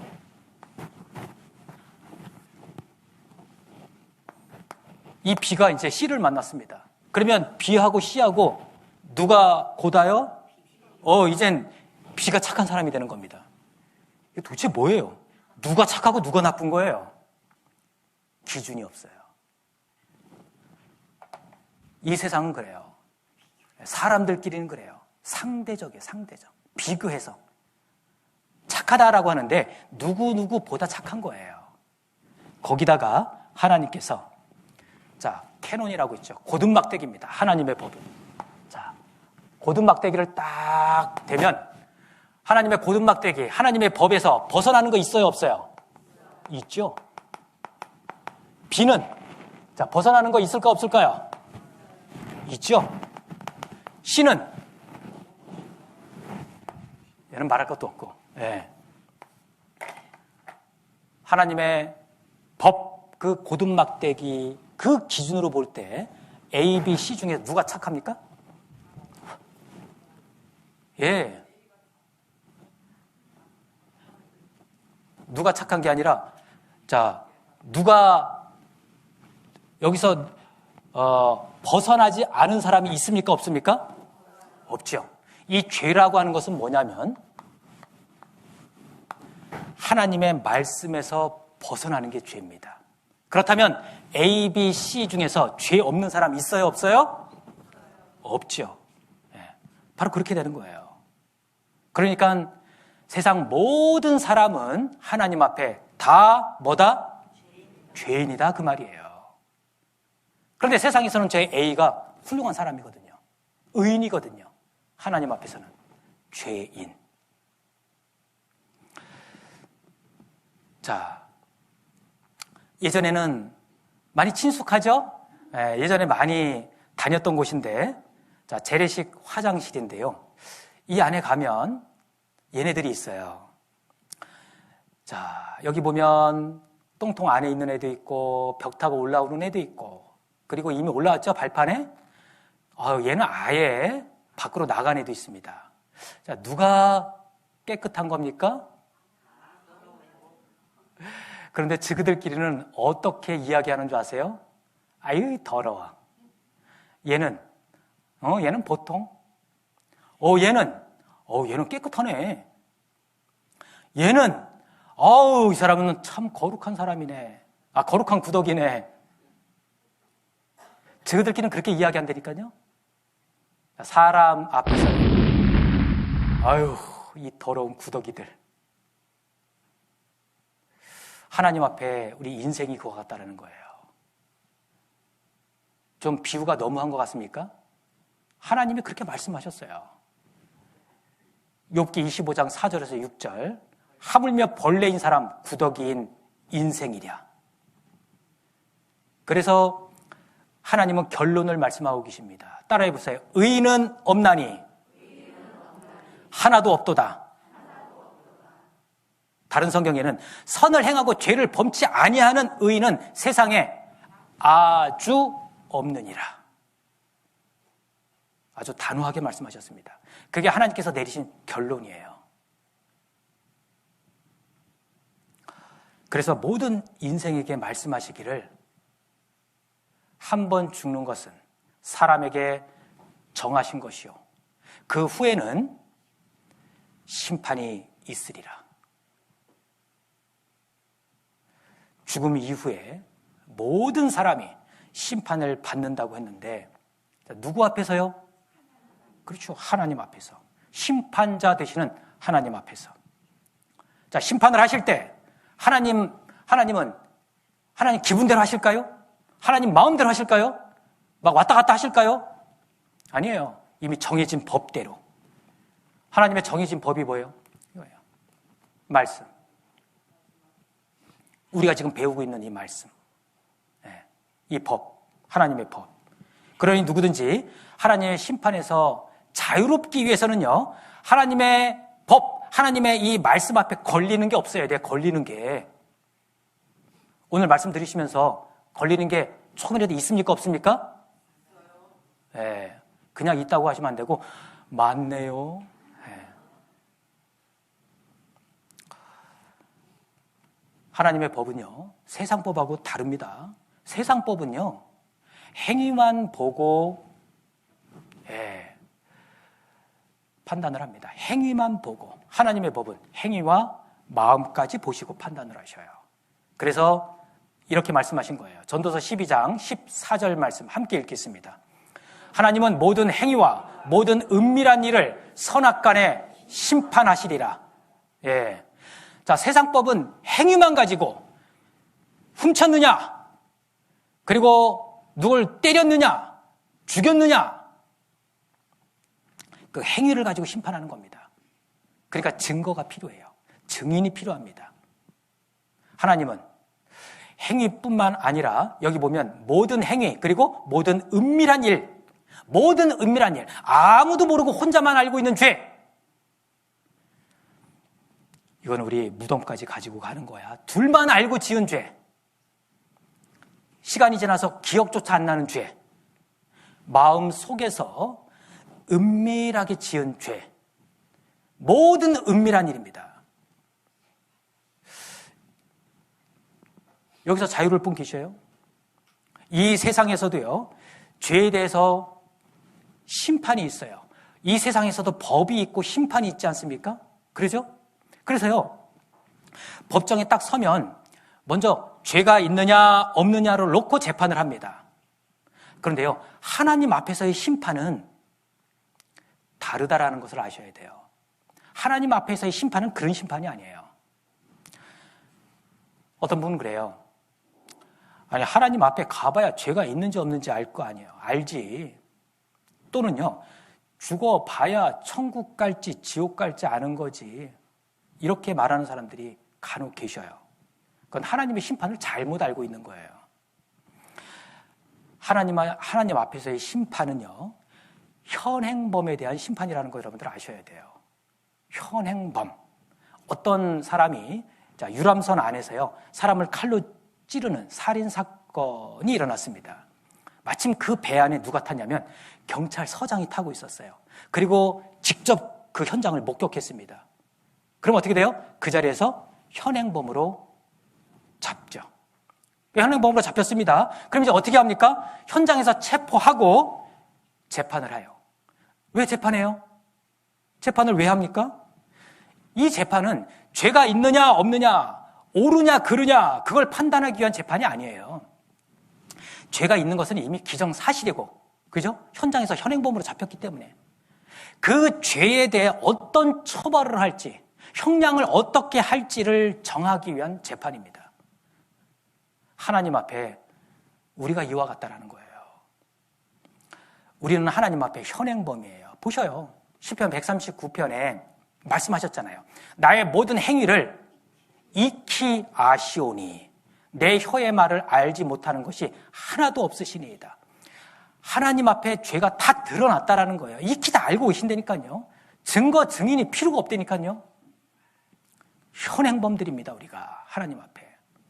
그래서 이 심판은 이미 드러난 죄에 대해서 지옥은 당연하고 그 지옥에서의 형벌이 다를 수 있죠. 그걸 정하는 심판입니다. 세상에서도 보셔요. 감옥에 들어간다고 해서 다 똑같은 형벌을 받는 게 아니잖아요. 어떤 사람은 1년, 5년, 10년, 어떤 사람은 무기징역. 마찬가지로 지옥에 들어간다고 해서 똑같은 형벌이 아니라 그 안에서 받는 고통이 다르다라는 거예요. 지옥의 심판은 반드시 있습니다. 성경은 이 지옥에 대해서 너무나 많이 말씀하고 계셔요. 그 많은 지옥에 대한 말씀을 이렇게 그냥 특징만 설명을 드린다면, 자, 거기는 구더기도 죽지 않고 불도 꺼지지 아니하느니라. 꺼지지 않는 불입니다. 그리고 거기서 슬피 울며 이를 갈미 있으리라. 얼마나 괴롭고 고통스러우면 이를 갈겠어요. 그리고 불과 유황으로 타는 못에 참여하리니 이것이 둘째 사망이라. 불과 유황에 타는 못입니다. 사람마다 불로써 소금치듯함을 받으리라. 불로 소금치듯하는 곳이에요. 그리고 사랑하는 사람과 영원히 이별하는 곳입니다. 그리고 구출될 가능성이 전혀 없어요. 왜죠? 저희는 영벌에, 의인들은 영생에, 영벌에 들어가는 것이 영벌, 구출될 가능성이 전혀 없어요. 감옥에 들어가도요, 형량이 정해지면 그날만 기다리면서 견딥니다. 그러죠? 내가 10년만 채우면 이제 나가서 자유인이 된다. 가족들을 볼 수 있다. 힘들어도 참는 거예요. 그런데 무기징역 또는 사형, 그러면 어때요? 희망이 없는 거예요. 그죠? 사형, 희망이 없어요. 나갈 수 있는 희망이 없어요. 벗어날 수 있는 희망이 없어요. 그게 제일 무서운 거예요. 이미 그때부터 그 사람은 그때부터 죽어가요. 그때부터. 희망이 없으면 사람이 살아갈 이유가 없는 거예요. 그죠? 죽어가는 겁니다. 지옥이 영벌이라고 했습니다. 그곳에서는 벗어날 가능성이 없어요. 희망이 없는 곳입니다. 그래서 무서운 곳이에요. 지옥의 다른 표현이 뭐냐면 무저갱입니다. 무저갱. 무저갱이 한자로 없을 무에 바닥, 그리고 이 갱이 구덩이입니다. 무저갱. 그러니까 바닥이 없는 구덩이에요. 그걸 지옥으로 말씀하셔요. 자, 바닥이 땅에 안 닿는, 바닥이 없는 형벌의 장소가 무저갱인데, 여러분들 우주에 나가보면 알죠? 우주에 나가보면 사람이 어때요? 공중에 둥둥 떠 있어요. 왜 그러죠? 무중력 상태이기 때문에 그래요. 이 지구에는 중력이 있기 때문에 우리가 땅에 발 딛고 서 있는 겁니다. 우주에서는 바닥이 없다니까요. 그냥 공중에 둥둥 떠 있어요. 그 무중력을 만드신 하나님이 이 무저갱을 못 만드시겠어요? 끝도 없이 떨어지는 그 무저갱, 지옥이 있는 거예요. 그 지옥에 대해서 이렇게까지 말씀하고 계셔요. 자, 마태복음 18장 8절 함께 읽겠습니다. 만일 내 손이나 내 발이 너를 범죄케 하거든 찍어내버리라. 불구자나 절뚝발이로 영생에 들어가는 것이 두 손과 두 발을 가지고 영원한 불에 던지는 것보다 나으니라. 예, 지옥을 놓고 하신 말씀이에요. 지옥을 놓고. 여러분들 고3 수험생을 둔 부모님의 경우에요, 자식이 밤새도록 공부하면서 코피 막 쏟는 것을 보면 마음이 어때요? 짠하죠? 야, 너 공부하지 마. 너 그러다가 너 사람 잡겠다. 공부하지 마. 그럽니까? 그런데도 공부하지 말라는 말은 안 해요. 더 열심히 하라고 보약까지 먹이면서 부추깁니다. 그죠? 밀어넣어요, 막. 왜죠? 더 중요한 것을 얻기 위해서는 코피 그 정도는 괜찮다라는 거예요. 그런데 부모가 자식을 향해서요, 무언가를 성취하기 위한 목적으로 야, 너 손, 발 다 찍어버려. 자, 그 정도로 중요한 게 있을까요? 자식의 손발을 다 찍어내 버려서라도 얻어야 하는 그렇게 중요한 게 있을까요? 그런 게 없으니까 그런 말 안 하는 거예요. 그런데 하나님은 우리를 향해서 말씀하셨어요. 두 손, 두 발을 다 찍어내버려서라도 지옥에 안 갈 수 있다면 그리 해라. 왜죠? 지옥은 그보다 훨씬 두렵고 고통스러운 곳이기 때문에 그래요. 차라리 평생 손발 없는 불구자로 사는 것은 봐줄 수 있지만 영원한 지옥불에 들어가서 고통받는 것은 도저히 봐줄 수 없기 때문에 그러는 거예요. 네. 그런 지옥이 없는데 이런 말씀을 하시겠습니까? 자, 여기 살기 위해서요, 자기 팔을 실제로 절단한 사람이 있어요. 잠깐 한번 보겠습니다. 아론은 미국 유타주의 블루존 협곡에 홀로 여행을 떠나게 됩니다. 블루존 협곡은 17.6km의 길이에 매우 위험한 협곡이었습니다. 그는 자전거를 협곡 입구에 두고 협곡 안으로 걸어 들어갑니다. 오후 2시 45분경 협곡 아래로 내려가는 도중 갑자기 거대한 바위가 위에서 떨어집니다. 약 360km 정도의 바위가 아론의 오른쪽 팔뚝을 깔아뭉개며 벽에서 꼼짝하지 못하게 만들었습니다. 아론은 자신의 여행 계획을 아무한테도 말하지 않았기 때문에 아무도 자신을 구하러 오지 않을 걸 알았습니다. 그는 바위에서 자신의 팔을 빼려고 하였으나 소용없었습니다. 물과 음식을 다 소비한 아론은 자신의 소변으로 갈증을 해소하며 버텼습니다. 시간이 지날수록 아론은 자신의 죽음을 직감합니다. 결국 자신의 이름과 생일, 예상 사망일을 벽에 새기고 가족을 향한 작별 인사를 비디오에 녹화합니다. Whoever finds this, please make an attempt to get it to them. Be sure, but I would appreciate it. 그날 밤 아론의 의식은 점점 사라져갔습니다. 이때 잠시 잠에 든 아론은 꿈속에서 미래의 자신이 자식들과 행복한 시간을 지내는 꿈을 꾸게 됩니다. 아론은 이 꿈이 자신의 생존을 암시하는 꿈이라고 판단하였고 결국 엄청난 결심을 합니다. 바로 팔을 자르고 탈출하는 것이었습니다. 다음날 새벽에 깨어난 아론은 팔을 자를 준비를 합니다. 팔을 먼저 부러뜨린 후 칼과 펜치를 사용하여 팔을 자르기 시작합니다. 이 과정은 마취도 없이 1시간 가까이 진행됩니다. 아론은 스스로 지혈을 하면서 엄청난 고통을 참아내며 스스로 팔을 절단합니다. 이 과정에서 아론은 신체의 25% 정도의 혈액을 소모했습니다. 아론은 순전히 살겠다는 의지 하나만으로 모든 고통을 이겨냈다고 합니다.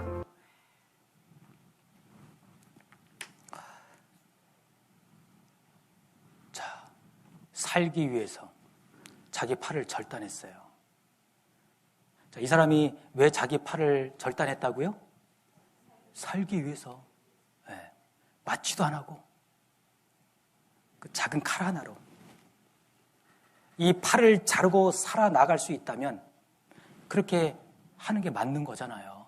그렇지 않습니까? 하나님은 지옥을 놓고 말씀하셨어요. 두 손 두 발 다 잘라서라도 지옥에 안 갈 수만 있다면 그렇게 하는 것이 맞는 거라고. 그것이 훨씬 낫다고. 그렇게 해야 한다고. 무서운 지옥이 실제로 있기 때문에 이렇게 말씀하시는 거예요. 겁주려고 말씀하시는 게 아니에요. 자, 우리 인간의 운명을 정리해보면 사람은 죄인으로 태어나서 그래서 죄를 지으며 살죠. 그리고 언젠가는 죽는다고 했습니다. 한 번 죽는 것은 사람에게 정하신 것이요. 그 후에는 뭐가 있다고요?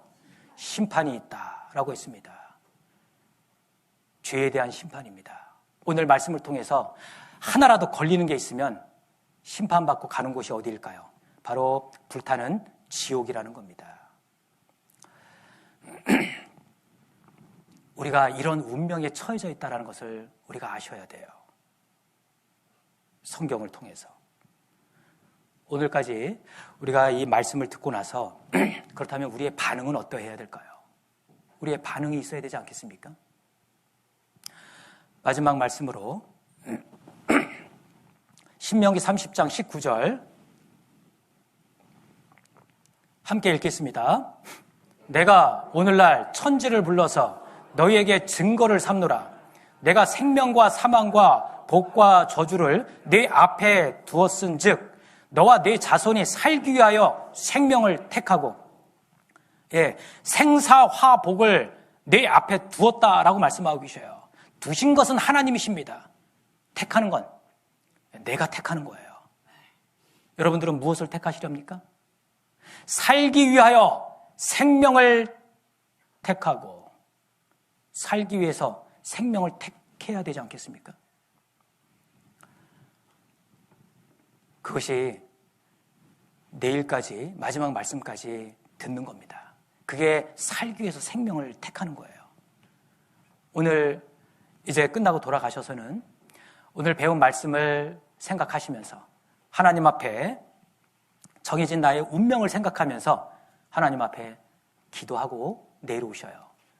정말 하나님 앞에 지옥 갈 수밖에 없는 이 더러운 죄인, 내일 말씀으로 이 죄에서 벗어나게 해달라고, 꼭 구원받게 해달라고, 꼭 영원한 생명 얻게 해달라고 기도하고 오시기 바랍니다. 그렇게 하시겠습니까? 기도하고 마치겠습니다. 하나님 아버지 감사합니다. 오늘 말씀을 통해서 우리는 하나님 앞에 정말 더러운 죄인임을 알게 되었습니다. 그리고 그 죄 때문에 영원한 지옥 형벌을 받을 수밖에 없다는 것도 알게 되었습니다. 우리가 이 하나님의 말씀을 좀 더 진지하게 받아들이고 하나님 앞에 이 죄에서 벗어나길 간절히 바라는 마음으로 내일 또 말씀 앞에 나올 수 있도록 인도해 주시옵소서. 저희를 사랑하시는 예수님 이름으로 감사하며 기도드렸습니다. 아멘. 수고하셨습니다.